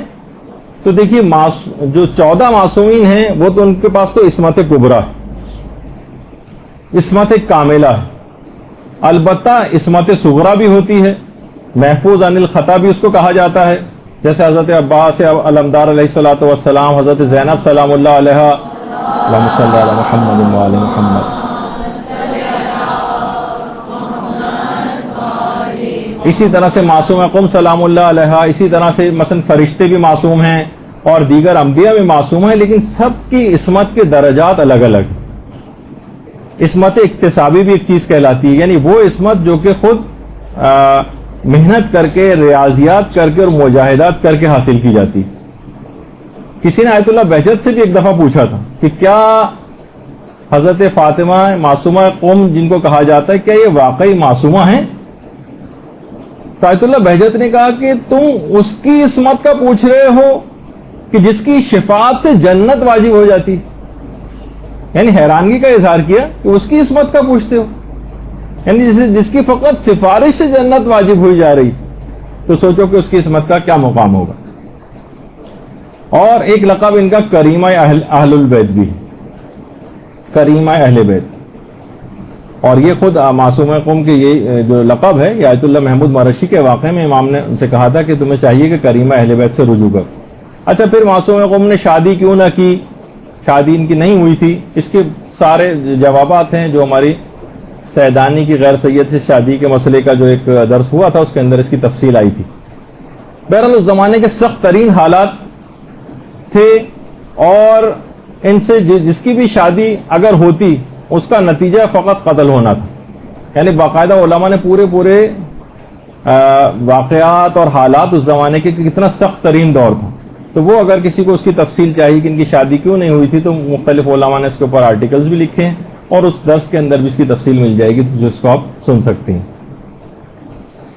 اچھا، اب حرم کی ہی کچھ جو مساجد ہیں ان میں ایک مسجد ہے، وہاں پہ ضرور جانا چاہیے زیارت گاہ کے حوالے سے اندرون حرم میں، جس کو مسجد بالا سر کہا جاتا ہے. یہاں پر یہ جو سامنے نظر آ رہی ہے، اگرچہ اس کے سامنے مسجد، یہاں پر قریب میں سب لوگ نماز وغیرہ بھی پڑھتے ہیں. یہاں قبریں بنی ہوئی ہیں اور ایک سے ایک عظیم عالم کی قبر یہاں پر. آیت اللہ گل پائیگانی کی قبر ہے یہاں پر. یہ صافی گل پائیگانی علماء اور مراجع یہاں پر آتے ہیں. اسی طرح سے آیت اللہ فاضل لنکران کی قبر بھی یہاں پر ہے. اچھا، یہ اتنا اور بتا دوں کہ یہاں پر عورتوں کے لیے تقریباً 2:30-3 بجے کے اراؤنڈ 1-1.5 گھنٹے کا ٹائم ہوتا ہے جس میں مردوں سے خالی کرایا جاتا ہے اور عورتوں کو یہاں پر جانے کی جگہ دی جاتی، قنات لگا دی جاتی ہے کہ عورتیں بھی ان قبروں کی زیارت کر سکیں. آیت اللہ فاضل لنکرانی کی قبر ہے، آیت اللہ تقی خنساری کی قبر ہے. اس کے علاوہ آیت اللہ محمد حسین طباطبائی کی قبر بھی یہیں پر ہے. آیت اللہ مرتضی مطہری کی قبر ہے یہاں پر. آیت اللہ بہجت کی قبر ہے یہاں پر. اور ذرا سا باہر اس سے نکلتے ہیں تو آیت اللہ بروجردی کی قبر ہے یہاں. اور یہاں پر تو یہ ہر وقت کھلے رہتے ہیں، عورتیں ہر وقت آ جا سکتی ہیں، تو گزرگاہ میں ہے تقریباً. اور آیت اللہ شیخ عبد الکریم حائری جنہوں نے قوم کا حوضہ علمیہ قائم کیا تھا، ان کی قبر بھی یہاں پر ہے. یہاں ضرور جانا چاہیے. آیت اللہ عبد الکریم حائری کی کچھ ایسی خصوصیات بھی تھیں کہ ہمیشہ درس دینے سے پہلے جب ان کا درس خارج ہونا ہوتا تھا تو یہاں درس سے پہلے مرثیہ پڑھا جاتا تھا اور مصائب امام حسین بیان کر کے گریہ کیا جاتا تھا. پھر اس کے بعد درس شروع ہوتا تھا. اور مرجع ہونے کے بعد بھی روڈوں پر جو ماتمی دستے سینہ زنی کرتے ہوئے جاتے ہیں اس میں بھی آیت اللہ عبد الکریم حائری ان ماتمی دستوں میں خود شرکت کرتے تھے اور سینہ زنی کرتے تھے روڈوں پہ جو عام جو ماتمی ہوتے ہیں ان کے ساتھ کھڑے ہو کر، اور کہتے تھے کہ مجھے جو کچھ بھی عطا ہوا ہے وہ سب کا سب امام حسین علیہ الصلوۃ والسلام کی وجہ سے عطا ہوا ہے.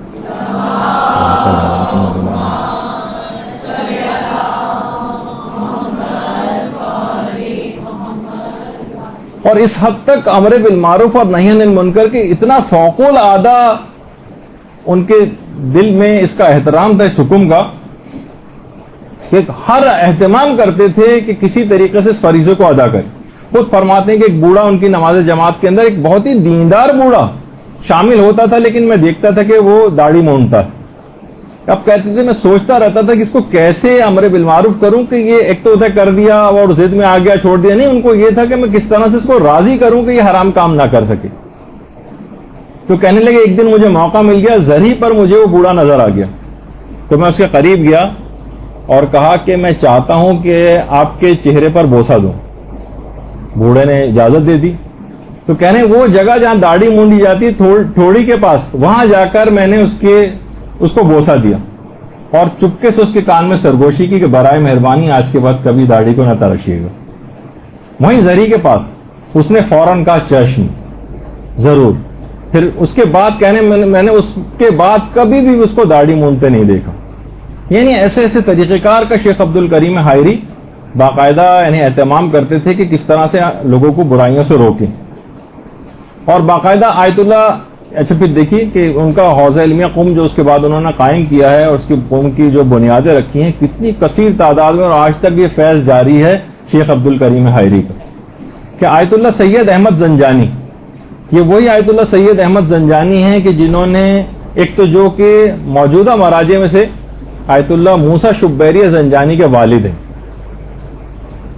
موسیٰ شبیری زنجانی کے، اور امام خمینی کے بھی قریبی ساتھیوں میں سے تھے. امام خمینی کے ساتھ ان کی تصویر ہے جوانی کی. اور یہ وہ بھی ہیں کہ جنہوں نے اپنے ہاتھ سے پورا قرآن اپنے کفن پر تحریر کیا تھا. اپنے ہاتھ سے پورا قرآن لکھا ہے مرجعیت کے تمام تر مصروفیات کے باوجود. تو باقاعدہ ان کی کتاب ہے الکلام یجر الکلام. اس میں آیت اللہ زنجانی فرماتے ہیں کہ آیت اللہ شیخ عبد الکریم حائرین کی شخصیت کا ایک پہلو بتا رہا ہوں کہ بار بار اس بات پر اصرار کرتے تھے کہ جس طریقے سے عامہ میں احترام قرآن بہت زیادہ ہے، یعنی ہمارے برادران اہل سنت میں ہمارے ہاں اس سے زیادہ احترام ہونا چاہیے، اور ہماری ہر مجلس عزا کی ابتدا تلاوت قرآن سے ہونی چاہیے. بار بار یہ بات کہتے تھے پیغمبر نے 2 برابر وزن کی چیزیں چھوڑی، تو مجلس میں ذکر اہل بیت تو ہوتا ہی ہے، لیکن قرآن کی تلاوت سے ہمیشہ اس کی ابتدا ویسے ہونی چاہیے باضابطہ طور پہ کہ حاضرین بھی کچھ تلاوت کریں، اور اس سے پہلے باقاعدہ جس طریقے سے ہمارے ہاں ایک مرثیہ ہوتا ہے اور کچھ نہ کچھ اس سے پہلے پڑھا جاتا ہے، کوئی منقبت ہوتی ہے، اس طرح کے اور پروٹوکول جو ہوتے ہیں اس کے ساتھ تلاوت قرآن کو بھی شامل کر لیں. تو یہی کہتے تھے کہ افسوس کی بات ہے کہ عامہ نے اطرت کو چھوڑ دیا ہے اور خاصہ نے جو قرآن کو چھوڑ دیا.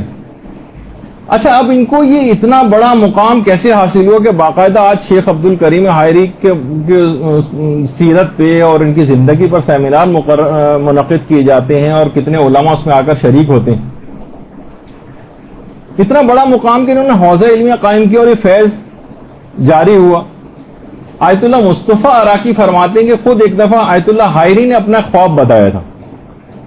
کہہ رہے ہیں میں کربلا ہی میں موجود تھا، کربلا میں رات کو سویا تو میں نے رات کو خواب میں دیکھا کہ کوئی ایک آواز آ رہی ہے ہاتف غیبی. کہا کہ اے عبد الکریم اپنے کاموں کو جلد سے جلد نمٹا دو کیونکہ تم جلد ہی مرنے والے ہو، اپنے امور کو منظم کرو، جلدی جلدی اپنے کاموں کو نمٹاؤ. کہہ رہے میں اٹھا، میں نے بہرحال نظر انداز کر دیا، اس طرح کے خواب ہو سکتا ہے کہ آتے رہتے ہیں، میں نے زیادہ توجہ نہیں کی. اگلے دن پھر خواب آیا، تیسرے دن پھر خواب آیا، اور اس کے بعد پھر میں ایک درس کے بعد آ کر لیٹا تو اچانک سے ایک زلزلہ سا آ گیا اور چیزیں الماریاں سب میرے اوپر گرنے لگیں اور میرے کانوں میں کچھ آوازیں سی آنے لگیں. اچانک سے میں نے دیکھا کہ 2 اجنبی لیکن نورانی شخصیت میرے دائیں اور بائیں آ کر بیٹھ گئیں اور آ کر ایک دوسرے سے کہہ رہی ہیں کہ اس کی موت کا وقت آ گیا ہے، اس کی روح کو قبض کرنا شروع کرو. اسی وقت میں نے صدق دل سے امام حسین علیہ الصلوۃ والسلام کو پکارا.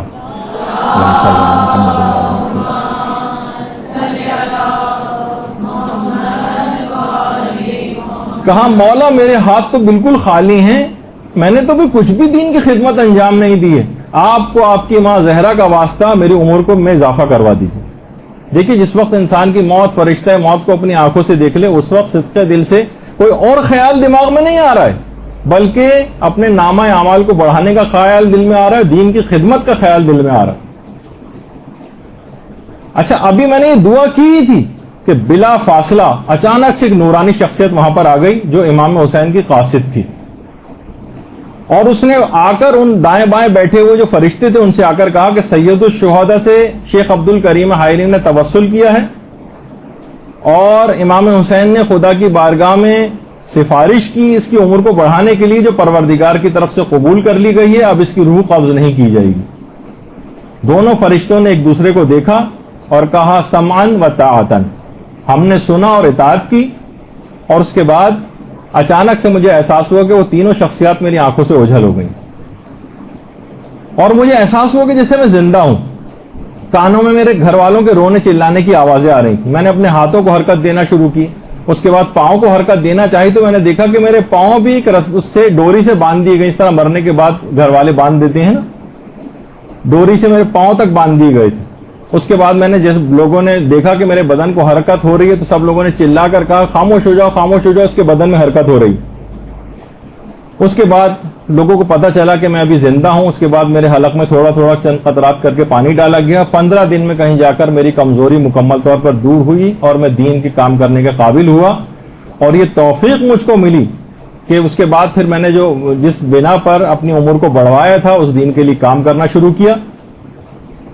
اور آپ نے دیکھا کہ اس طرح شیخ عبد الکریم حائری کو اپنی اس اخلاص نیت کی وجہ سے دین کا کام کرنے کا جذبہ خیال کہ اتنا بڑا مقام امام حسین نے ان کو عطا کروا دی کہ آج حوزہ علمیہ میں قوم میں کتنے لوگ تحصیل علم حاصل کر رہے ہیں، اپنے ملکوں میں جا رہے ہیں، کتنے بڑے بڑے علماء بن چکے ہیں، مراجع بن چکے ہیں، اور دین کی کیسی خدمت ہو رہی ہے، سب میں شیخ عبد الکریم حائری شریک۔ اللہم صلی علی محمد وعلی محمد۔ وہیں پر شیخ عبد الکریم حائری کی قبر، اب بتائیے کہ شیخ عبد الکریم حائری کی قبر پہ کوئی نہ جائے، اور عام طور پہ زائرین وہاں نہیں جاتے ہیں، تو وہ فرماتے تھے کہ جو کچھ بھی آج میں ہوں سب کچھ امام حسین کی مرہون منت ہے۔ اور اتنا زیادہ امام حسین سے اس کے بعد ایسا ان کو عشق ہو گیا تھا کہ باقاعدہ جب یہ نماز پڑھاتے تھے تو ہر نماز جماعت میں اپنے امامے کے اوپر تربت امام مظلوم کی قبر کی جو مٹی تھی اس سے بنی ہوئی جو تسبیح تھی وہ اپنے امامے کے اوپر لگا کر اس کے بعد نماز پڑھتے تھے، اس میں بھی نظر آ رہی ہے تصویر، ایک باقاعدہ تسبیح اپنے امامے کے اوپر جو ہے وہ لگا کے نماز پڑھاتے تھے۔ تو بہرحال جب بھی انسان ان کی قبر پر جائے، پیغام یہی ہے کہ دین کا کام کرنے کے لیے اپنی زندگی میں برکت کی دعا مانگے، صرف فقط زندگی نہیں چاہیے بلکہ زندگی میں کچھ کر کے بھی جانا۔ تو بہرحال یہ وہاں پر ایک مسجد ہے جس میں بہت ساری قبروں کا بھی ہم نے تعارف کرا ہے، وہاں علماء اور مراجع کے قبور پہ جانا چاہیے۔ اسی طرح سے وہاں ایک اور مسجد بھی ہے، مسجد بالا سر تھی، اب مسجد اعظم۔ مسجد اعظم آیت اللہ بروجردی نے بنائی تھی، اور آج اس مسجد کے اندر بڑے بڑے مراجع درس خارج دیتے ہیں، کیونکہ آیت اللہ بروجردی یہ چاہتے تھے کہ جس طریقے سے مسجد گوہر شاد ہے مشہد میں، اسی طرح کی ایک باعظمت مسجد قوم کے اندر بھی قائم ہو جائے۔ اس میں مشکلات بہت پیش آئیں، اطراف میں جب اس کو حرم کو بڑا کرنے لگے تو بہت سارے گھر آ رہے تھے، ان گھروں کو خریدنے کا ایک بہت بڑا مسئلہ تھا کہ اتنی رقم کا اہتمام کہاں سے کیا جائے گا، لیکن بہرحال معصومہ قوم کس سے توسل کیا گیا اور لوگوں نے اس کے بعد ڈونیشنز دینے شروع کیے، یہاں تک کہ اطراف کے تمام گھروں کو خریدا گیا، اور پھر اس کے بعد اس مسجد کے اندر وسعت اس کو دی گئی۔ آج اس میں کتنے علماء مراجع آتے ہیں، یہاں پر تلاوت قرآن کرتے ہیں، ان کے درس خارج وغیرہ بھی ہوتے ہیں۔ اچھا، اسی طرح سے اور پھر یہیں پر مسجد اعظم میں خود امام خمینی بھی درس دیا کرتے تھے۔ پھر اسی کے ایک صحن میں شیخ فضل اللہ نوری کی قبر بھی۔ شیخ فضل اللہ نوری جو مشروطہ کی جو تحریک چلی تھی اس میں باقاعدہ شیخ فضل اللہ نوری کو پھانسی بھی دے دی گئی تھی، سزا۔ ان کی قبر بھی یہاں پر ہے، اور ان کی قبر پر ہی وہ دونوں تصویریں، جو ان کی پھانسی والی اور جو ان کی اصل تصویر ہے وہ بھی ہیں۔ تو ان علماء اور مراجع کی قبور کے اوپر اس انداز سے جانا چاہیے کہ وہاں سے بھی بہت برکتیں حاصل ہوتی ہیں۔ اسی طرح حرامی کے ایک صحن میں قطب راوندی کی قبر بھی، یہ بالکل سامنے لوگ اسے گزرتے ہوئے جاتے ہیں اور اکثر اس کو دیکھتے نہیں ہیں۔ قطب راوندی وہ تھے کہ سینکڑوں سال بعد ان کا جسم بالکل تر و تازہ قبر سے نمودار ہوا تھا، سینکڑوں سال جبکہ انتقال کو ان کے ہو چکے تھے۔ اور اس کے عینی شاہدین میں آیت اللہ عراقی تھے جو امام خمینی کے استاد تھے۔ وہ فرماتے ہیں کہ میں اس وقت میری عمر کافی چھوٹی تھی، لیکن میں اپنے والد کے ساتھ گیا تھا اور میں نے باقاعدہ ان کو دیکھا تھا کہ ان کے جسمانی خصوصیات بھی انہوں نے بتائیں کہ اس طرح سے تھے اور ایسے تھے۔ قطب راوندی کی قبر بھی وہاں پر ہے اور یہاں پر بھی ضرور جانا چاہیے۔ اچھا، حرم سے جیسی باہر نکلیں، جہاں پہ آیت اللہ مرشی نجفی کی لائبریری ہے، اس کے سامنے ہی ایک چھوٹا سا ایک پارک بنا ہوا ہے جہاں فوارے وغیرہ بھی لگے ہوئے ہیں، اور وہاں پہ بہت سارے ہوٹل بھی ہیں، قوم انٹرنیشنل ہوٹل اور کون سے اس کے بالکل قریب ہی ہے۔ وہاں ایک قبرستان ہے گلزار علماء و شہداء شیخان کے نام سے، یہاں تو ضرور جانا چاہیے۔ ایسی شخصیات اس قبرستان کے اندر ہیں اور ایسی ان کی برکتیں۔ یہ تقریباً 1000 سال پرانا قبرستان ہے، بالکل حرم سے ملا ہوا، کہیں دور بھی جانا نہیں ہے، بس نکلیں گے حرم سے اور باہر ہے فوراً۔ 1000 سال پرانا، کہ خود یہاں پر ہمارے معظم بھی تشریف لاتے ہیں اس قبرستان میں، اکثر جب بھی قوم آتے ہیں یہاں ضرور آتے ہیں۔ اور یہاں پر ہی جواد ملکی تبریزی جو امام خمینی کے عرفانیت کے استاد تھے، ان کی قبر مبارک بھی ہے یہیں پر ہی، اور دیگر تمام افراد بھی یہاں پر شہداء کی قبریں ہیں، علماء کی قبور ہیں۔ یہاں پر زکریا ابن آدم کی قبر بھی ہے جو امام کے صحابی تھے۔ اس کے علاوہ عیسیٰ ابن عبداللہ قمی کی ہے، مرزا قمی کی قبر ہے یہاں پر، جو کہ بہت بڑے شیعہ عالم اور مرجع تھے۔ تو یہاں پر ضرور جانا چاہیے۔ مرزا قمی، یہ مرزا قمی وہی ہیں کہ جن کو صاحب قوانین الاصول کہا جاتا ہے. ان کی اتنی مشکل، یہ صرف ایک صفحہ ہے ان کی کتاب کا، کہ اس کا ایک صفحہ بھی کوئی پڑھ کے اور اس کی تشریح کر دے تو اس کو بڑا ایک عالم تسلیم کر لیا جاتا ہے. صاحب قوانین الاصول باقاعدہ جو کرامات علویہ ڈاکٹر علی میر خلف زادہ مرحوم، ان کی کتاب ہے باقاعدہ. اور ایک اور کتاب ہے جس کے اندر اب جو واقعہ پڑھ رہا ہوں اس کا ریفرنس بتا رہا ہوں، العبقری الحسان، علی اکبر نہاوندی کی جو کتاب ہے. اس میں ایک زائر کا واقعہ دونوں علماء نے لکھا ہے کہ جو کہ اپنے وطن سے عازم سفر ہوا تھا، اس کا ارادہ تھا کہ میں زیارات کرتا ہوا جاؤں گا اور پھر حج بھی انجام دوں گا. حج کے اخراجات کے لیے اس نے الگ اپنی ایک تھیلی بنائی ہوئی تھی اور زیارات کے لیے الگ. اچھا، بحری راستے سے اس زمانے میں کتنے، سوچیے کہ راستے مشکل ہوتے تھے، کوئی فلائٹس وغیرہ کا مسئلہ نہیں تھا، بلکہ لوگ اسی طرح سے سفر کیا کرتے تھے کشتیوں وغیرہ میں بیٹھ کر، جو جن کو بحری راستے سے آنا ہوتا تھا. حج کے اخراجات کی ایک الگ تھیلی تھی جو کسی وجہ سے اس کشتی میں عمان کے سمندر کے اندر گر گئی. پوری تھیلی جو حج کے اخراجات کی تھی. بہرحال یہ زائر جو ہے وہ وہاں پر نجف امیر المومنین علیہ الصلوۃ والسلام کے حرم میں آ گیا.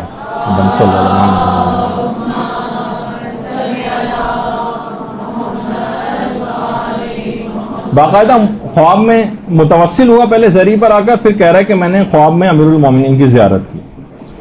اللہم صلی علی محمد وعلی آل محمد.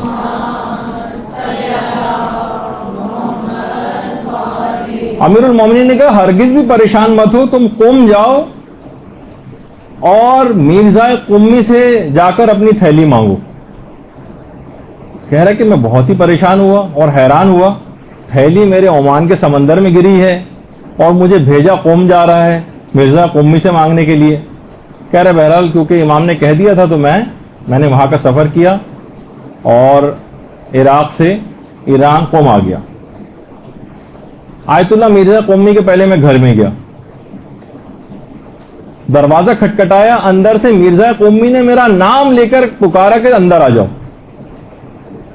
کہہ رہے ہیں کہ میں اندر گیا، مرزا قمی نے مجھ سے کوئی بات نہیں کی اور وہ تھیلی جو عمان کے سمندر میں گر گئی تھی وہی تھیلی لا کر میرے ہاتھ میں پکڑا دی.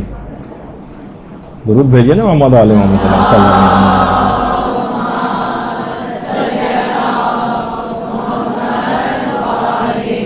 اور فرمایا میں راضی نہیں ہوں اس بات سے کہ میری زندگی میں اس واقعے کا کسی اور سے تذکرہ کروں. بہرحال میں وہاں سے اپنی تھیلی لی اور اس کے بعد پھر حج پہ گیا. حج کے بعد میں اپنے وطن آ گیا. کئی سال تک تو مجھے یہ واقعہ یاد بھی نہیں آیا اور کئی سال بعد میں اپنی بیوی کے ساتھ بیٹھا ہوا تھا تو اچانک سے مجھے یہ واقعہ یاد آیا اور میں نے پورا واقعہ اپنی بیوی کو سنایا. اچھا اب دیکھیے بیوی بھی آج کل ایسی بیوی تلاش کرنی پڑیں گی کہاں ہے. کہنے لگی، پہلے تو اس نے افسوس کا اظہار کیا اور پھر تعجب کیا کہ ایسے شخص کو پا کر بھی تم وطن واپس آ گئے، وہیں اسی کے پاس ملازمت کیوں نہ اختیار کر لی. اس نے کہا اچھا پھر میں اب کیا کروں. بیوی نے کہا کہ ایسے بزرگوں کی خدمت کرنی چاہیے اور ان کی قبر کے قریب ہی دفن ہو جانا چاہیے. یعنی جاؤ ان کے پاس رہو، ان کی خدمتیں کرتے رہو، ان کے فیض میں رہو اور اس کے بعد یہاں تک کہ وہیں پہ مر جاؤ اور ان کے ساتھ دفن ہو جاؤ، یہ کرنا چاہیے. اس نے کہا کہ اب تو اتنا وقت گزر گئے، سالہ سال گزر گئے، پتہ نہیں مرزا قومی اس وقت کہاں ہوں گے. بیوی نے کہا ایسا کرو کہ ہم دونوں چلتے ہیں، ہم اپنا سارا گھر مکان کھیت سارے سامان کو بیچ دیتے ہیں اور قوم چلتے ہیں اور وہیں پر پھر ہم مجاورت اختیار کر لیں گے. ان دونوں نے اپنا سامان، اپنے پورے گھر بار کو بیچا، کھیت کو بیچا. اس کے بعد قوم آ گئے. جب قوم آئے تو معلوم چلا کہ مرزا قمی انتقال کر چکے. یہ مرزا قمی کی اس مقبرے کے اندر قبر ہے. یہاں پہ اکثر عورتیں یہاں پر آ کر بیٹھتی ہیں، یہاں پر دعائیں مانگتی ہیں. وہاں پر آئے تو پتہ چلا کہ مرزا قمی انتقال کر گئے. اب ان دونوں شوہر و بیوی نے وہیں پر مجاورت اختیار کر لی. دنوں رات ان کی قبر پر بیٹھ کر تلاوت قرآن کرتے تھے اور پھر معصومہ قوم کی قبر کی بھی مجاورت. اور اس کے بعد پھر اسی قبرستان گلزار شہداء اور مقبرہ جو شیخان ہیں اسی کے اندر ہی کسی جگہ پر وہ دونوں شوہر و بیوی بھی مدفون ہیں. تو آپ نے دیکھا کہ بہرحال مرزا قمی اسی قبرستان کے اندر ہے. اور ان کی اس سے بھی اندازہ لگائی کہ جو کتاب کا بھی میں نے حوالہ دیا تھا، بارگاہ فاطمہ معصومہ تجلی گاہ فاطمہ زہرا، اس کے اندر باقاعدہ آیت اللہ سید محمد وحیدی وہ خود فرماتے ہیں کہ رات کو میں نے خواب میں معصومہ قم سلام اللہ علیہ کی زیارت کی اللهم صل علی محمد۔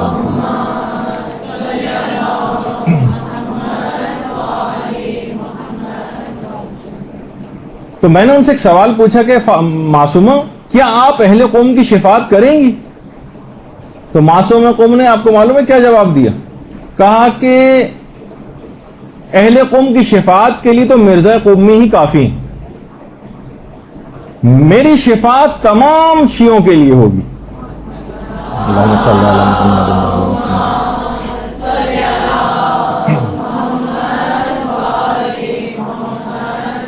اور اس بات کی تائید اس روایت سے بھی ہوتی ہے جو مجالس المومنین میں قاضی نور اللہ شستری نے لکھی ہے، چھٹے امام کی جو روایت ہے کہ معصومہ قوم کی شفاعت سے سارے شیعہ جنت میں جائیں گے، یعنی سارے شیعوں کو معصومہ قوم کی شفاعت سے جنت عطا ہوگی۔ وہ انہوں نے کہا کہ قوم کی شفاعت کے لیے تو مرزا قومی کافی ہیں، وہی مرزا قومی جن کا ابھی اس سے پہلے تذکرہ ہو رہا تھا، جن کی قبر میں نے دکھائی جو اس قبرستان کے اندر ہے، زائرین وہاں جاتے ہیں انہیں پتہ بھی نہیں کہ مرزا قومی کون، کہ ان سے وہاں جا کر خود ہی جب وہ اہل قوم جیسے برگزیدہ لوگوں کی سفارش کے لیے کافی ہیں، تو ہم جیسے گناہ گار تو بدرجہ اولا ان کی شفاعت کے حقدار ہیں، ہمیں لینی چاہیے ان سے شفاعت، تو وہاں ضرور جانا چاہیے۔ اسی قبرستان کے اندر زکریا ابن آدم کی قبر بھی، جو ہمارے 7ویں اور 8ویں امام دونوں کے صحابی تھے، اور احادیث پر باقاعدہ زکریا ابن آدم کی کتاب بھی ہے، اور عقائد کے خلاف جو انحرافات ہیں اس کے لیے جہاد بھی انہوں نے کیا، اور خود معصومین کے وکیل بھی رہے ہیں، اور باقاعدہ امام یہ کہا کرتے تھے کہ تم اپنے مسائل جو ہیں وہ زکریا ابن آدم سے پوچھا کرو، کیونکہ دین اور دنیا کے مسائل میں وہ امین ہے۔ اور جب ایک مرتبہ زکریا ابن آدم بہت زیادہ اسی قبرستان میں مرزا قومی کے مقبرے کے بالکل سامنے ان کی قبر بھی ہے زکریا ابن آدم کی، کہ ایک بار قوم کے حالات سے گھبرا کر قوم سے ہجرت کرنے کا سوچ رہے تھے زکریا، اور 8ویں امام کے پاس آئے اور اجازت مانگی کہ میں قوم سے جانا چاہتا ہوں۔ امام نے منع کر دیا اور کہا ہے زکریا تمہارے وجود سے اہل قوم سے بلائیں دور ہوتی ہیں، اسی طرح جس طرح امام موسیٰ کاظم کے وجود سے اہل بغداد کی بلائیں دور ہوتی تھیں۔ اللہم صلی علی محمد۔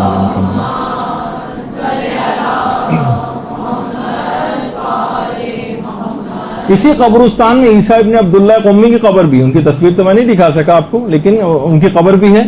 چھٹے امام نے کہا تھا کہ اے عیسیٰ تم ہمارے اہل بیت میں سے ہو، اور معجم الرجال میں باقاعدہ آیت اللہ خوئی نے عیسیٰ کے متعلق یہ لکھا ہے کہ عیسیٰ ایسے انسان ہیں، امام نے فرمایا چھٹے امام نے کہ عیسیٰ ایسے انسان ہیں کہ جنہوں نے اپنی زندگی اور موت کو ہماری زندگی اور موت سے ہم آہنگ کر لیا۔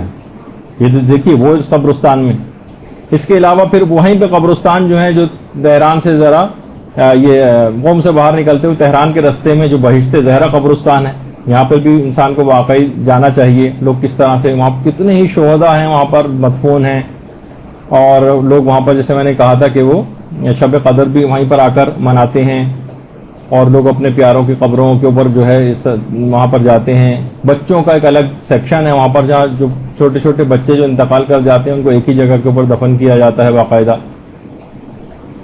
تو اس طرح سے اچھا، اس کے بعد حیرت ہے کہ انسان قوم آئے اور اسے حوزہ علمیہ قوم کا کچھ پتہ نہ ہو۔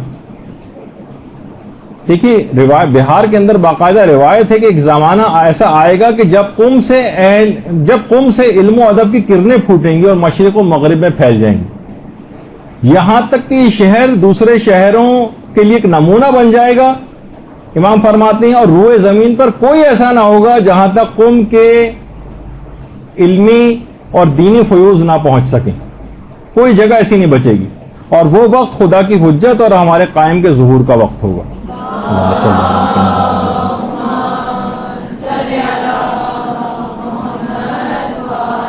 اچھا اب دیکھیے قوم کا یہ اوضاع ترقی کا، زکریا ابن آدم، پھر احمد ابن اسحاق قمی، پھر اس کے بعد شیخ صدوق، اور اس کے بعد پھر مرزا قمی اور ملا صدرہ اور آیت اللہ شیخ عبد الکریم حائری، ان کے بعد آیت اللہ بروجردی کے بعد امام خمینی، اور آج مراجع اب رہبر معظم وہاں پر، یعنی ان کے کتنے علماء اور مراجع کی زیر نگرانی قوم کا حوزہ چل رہا ہے اور کامیابی کی منزلیں طے کر رہا ہے۔ اور جو وہاں مدرسے ہیں باقاعدہ مدرسہ فیضیہ، اگر آپ وہ بھی دیکھیں کہ باقاعدہ انقلاب کے اندر مدرسہ فیضیہ کا کتنا بڑا کردار تھا، کہ باقاعدہ اس میں 1963 میں امام خمینی نے باقاعدہ یہاں پر جو خطاب کیا تھا، ایک تاریخی خطاب جس میں شاہ کے خلاف بھی تقریر کی تھی، تو اس میں پھر اس کے بعد جب وہ باقاعدہ رات کے وقت 300 کمانڈوز امام خمینی کو گرفتار کرنے کے لیے بھیجے گئے تھے، اور جب معصومہ قوم کے حرم سے انسانوں کا ایک سمندر باہر نکل رہا تھا، اس وقت مشین گنوں کی گولیوں کے ذریعے ان کا جو ہے ان کو بھون ڈالا گیا تھا ان کو، اور باقاعدہ جنگی جہاز قوم کی طرف بھیجے گئے تھے جو ساؤنڈ بیریئرز کو توڑتے ہوئے کان پھاڑ دینے والی آوازوں میں دہشت پھیلانے کے لیے وہاں پر بھیجے گئے، اور کتنا زیادہ قتل عام وہاں پر قوم کے اندر ہوا تھا۔ اور 1964 میں جب پھر امام خمینی 63 میں تو گرفتار ہوئے تھے، اس کے بعد 64 میں جب رہا ہوئے ہیں تو پھر اسی مدرسہ فیضیہ کے اندر پھر خوشی کا ایک جشن ساز بھی جو ہے وہ منعقد ہوا تھا۔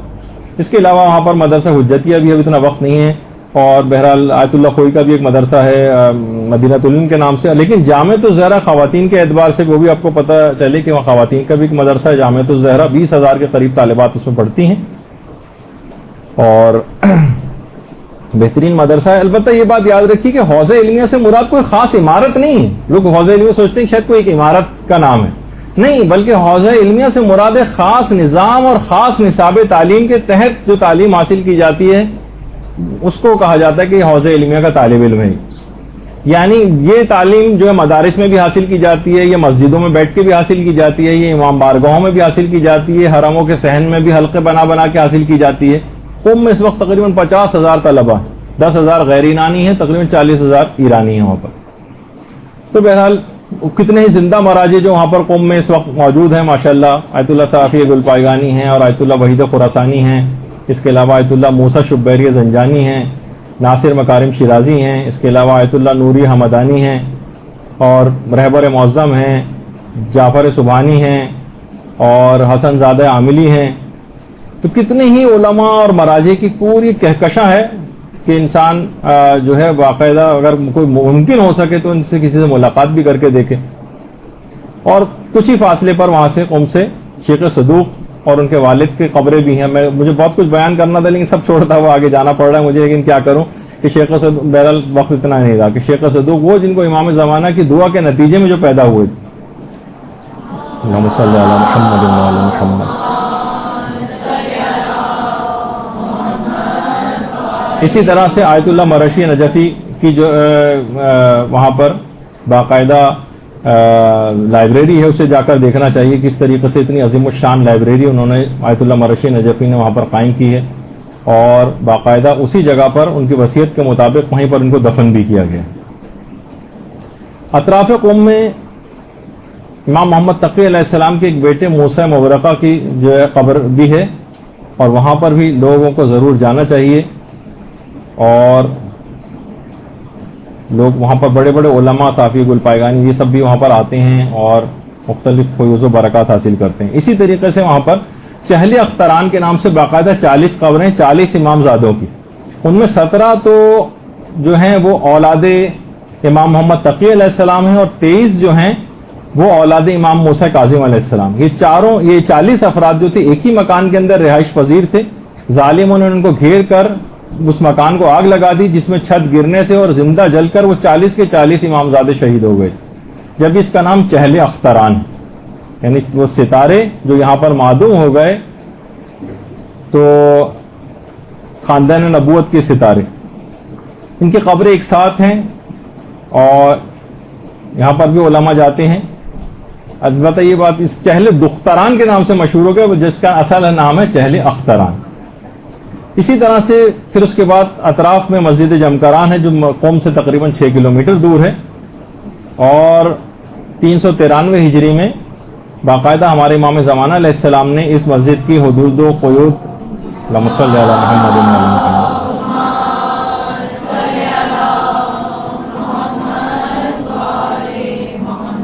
متعین کی تھی، اور بہار الانوار کے اندر بھی روایت موجود ہے، نجم الثاقب کے اندر ہے، اس وقت پڑھنے کا ٹائم نہیں ہے لیکن اس کے اندر کوئی جا کر دیکھ سکتا ہے۔ اس مسجد جمکران میں 2 رکعت نماز پڑھنے کا ثواب خود امام زمانہ نے بتایا، وہ یہ کہ ایسا ہی ہے جیسے کوئی خانہ کعبہ میں نماز پڑھے۔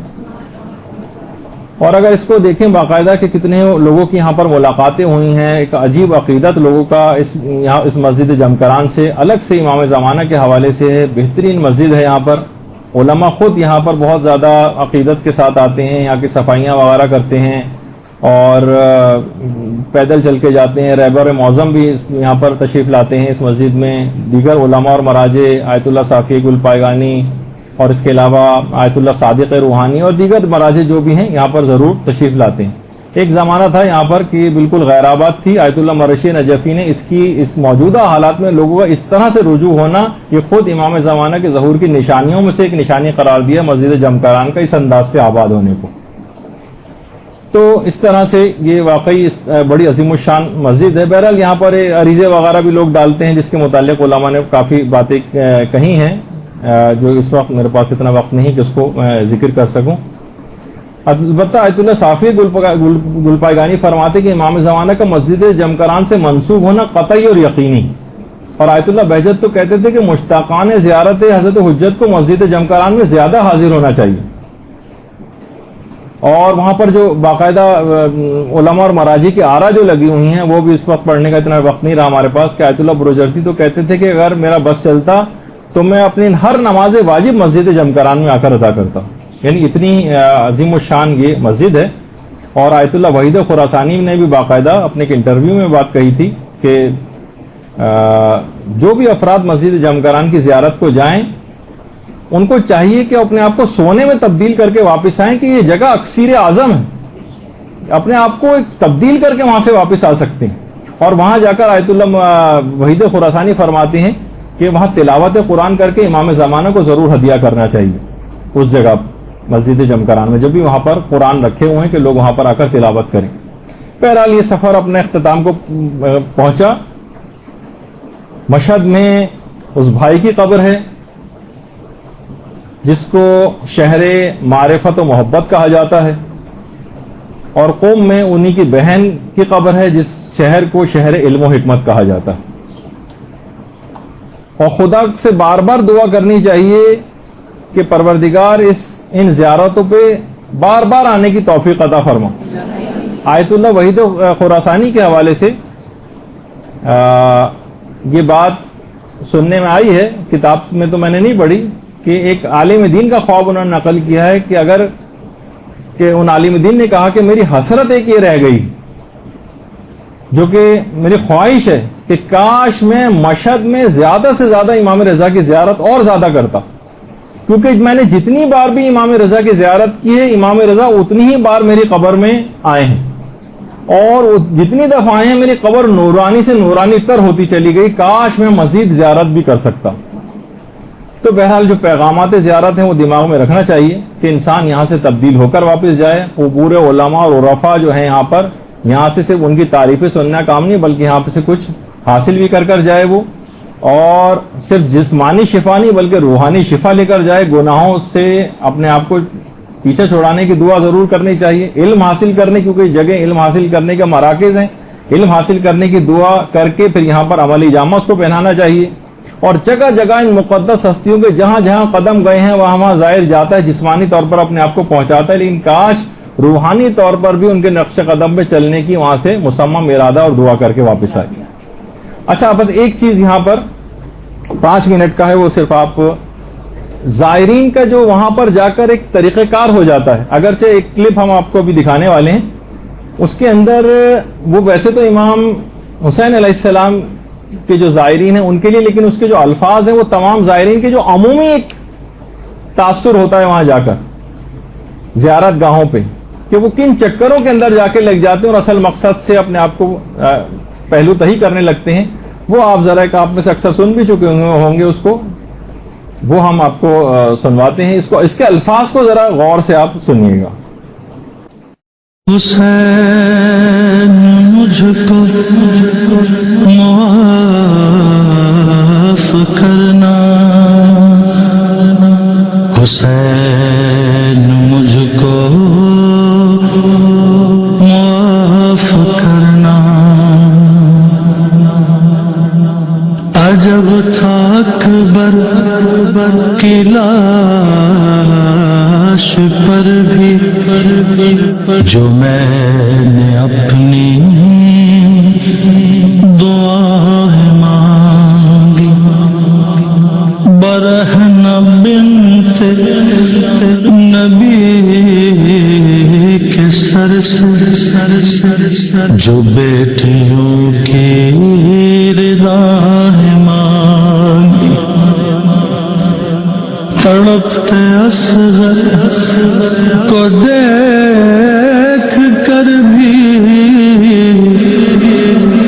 نواز و پوتوں کی خیر مانگی شکستہ قاسم کے ٹکڑے دیکھے ہم نوا کی خیر مانگی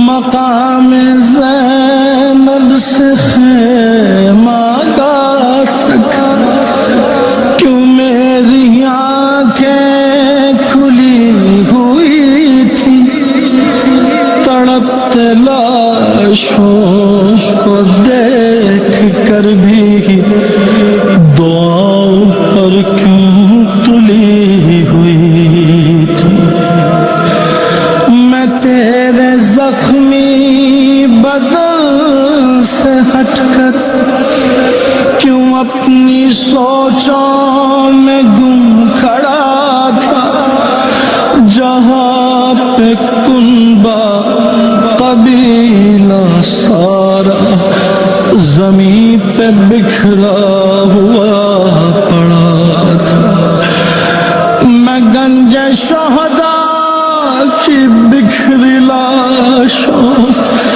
پہ اپنے ہوش و حواس میں تھا میں ٹھنڈا پانی بھی پی رہا تھا جہاں پہ اصغر بھی پیاس میں تھا اور جہاں پہ قاتل نے ننھی دختر کے منہ پہ اتنے تماچے مارے جلائے خیمے لگائے دل تڑپتی بچی کے در اتارے جہاں پہ اصغر کے خون کو تو جبین اقدس پہ مل رہا تھا جہاں پہ غازی کے ہاتھ لے کر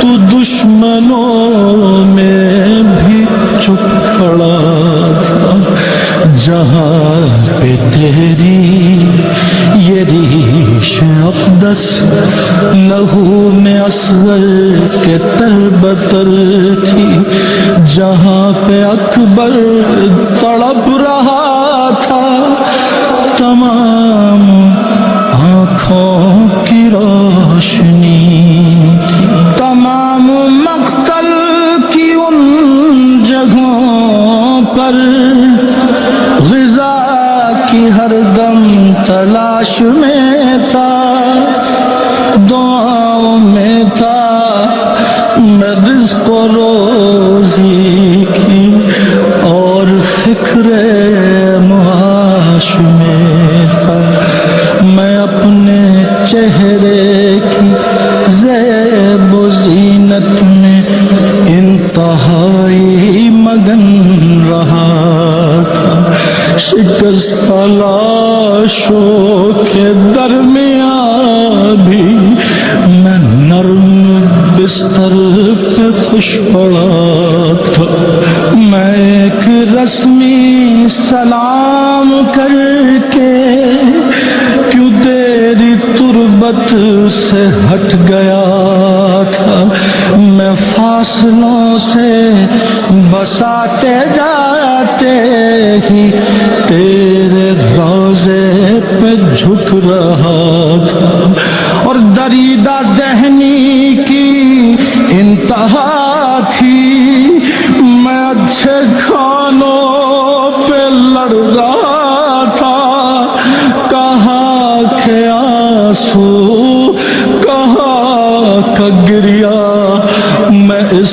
تردد میں کب پڑا تھا وہاں سے آ کر میں ہر جگہ پر فضائل اپنے سنا رہا تھا اور ستائش باہمی میں الجھا، میں داد بے حد ہی پا رہا تھا۔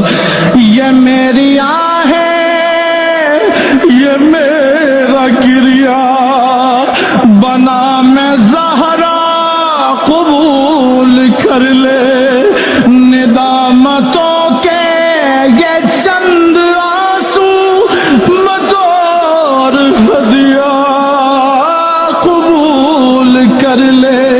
میں تیرا مجرم ہوں میرے مالک، تو مجھ کو پتھر سے در بنا دے۔ اے کربلا کے قدیم قادر، تو مجھ کو آسی سے حر بنا دے۔ میں اپنے قائم کی خیر مانگوں، ہر ایک اپنی دعا سے پہلے۔ حسین حسین حسین، مجھ کو معاف کرنا، میں زندہ آیا ہوں کربلا سے۔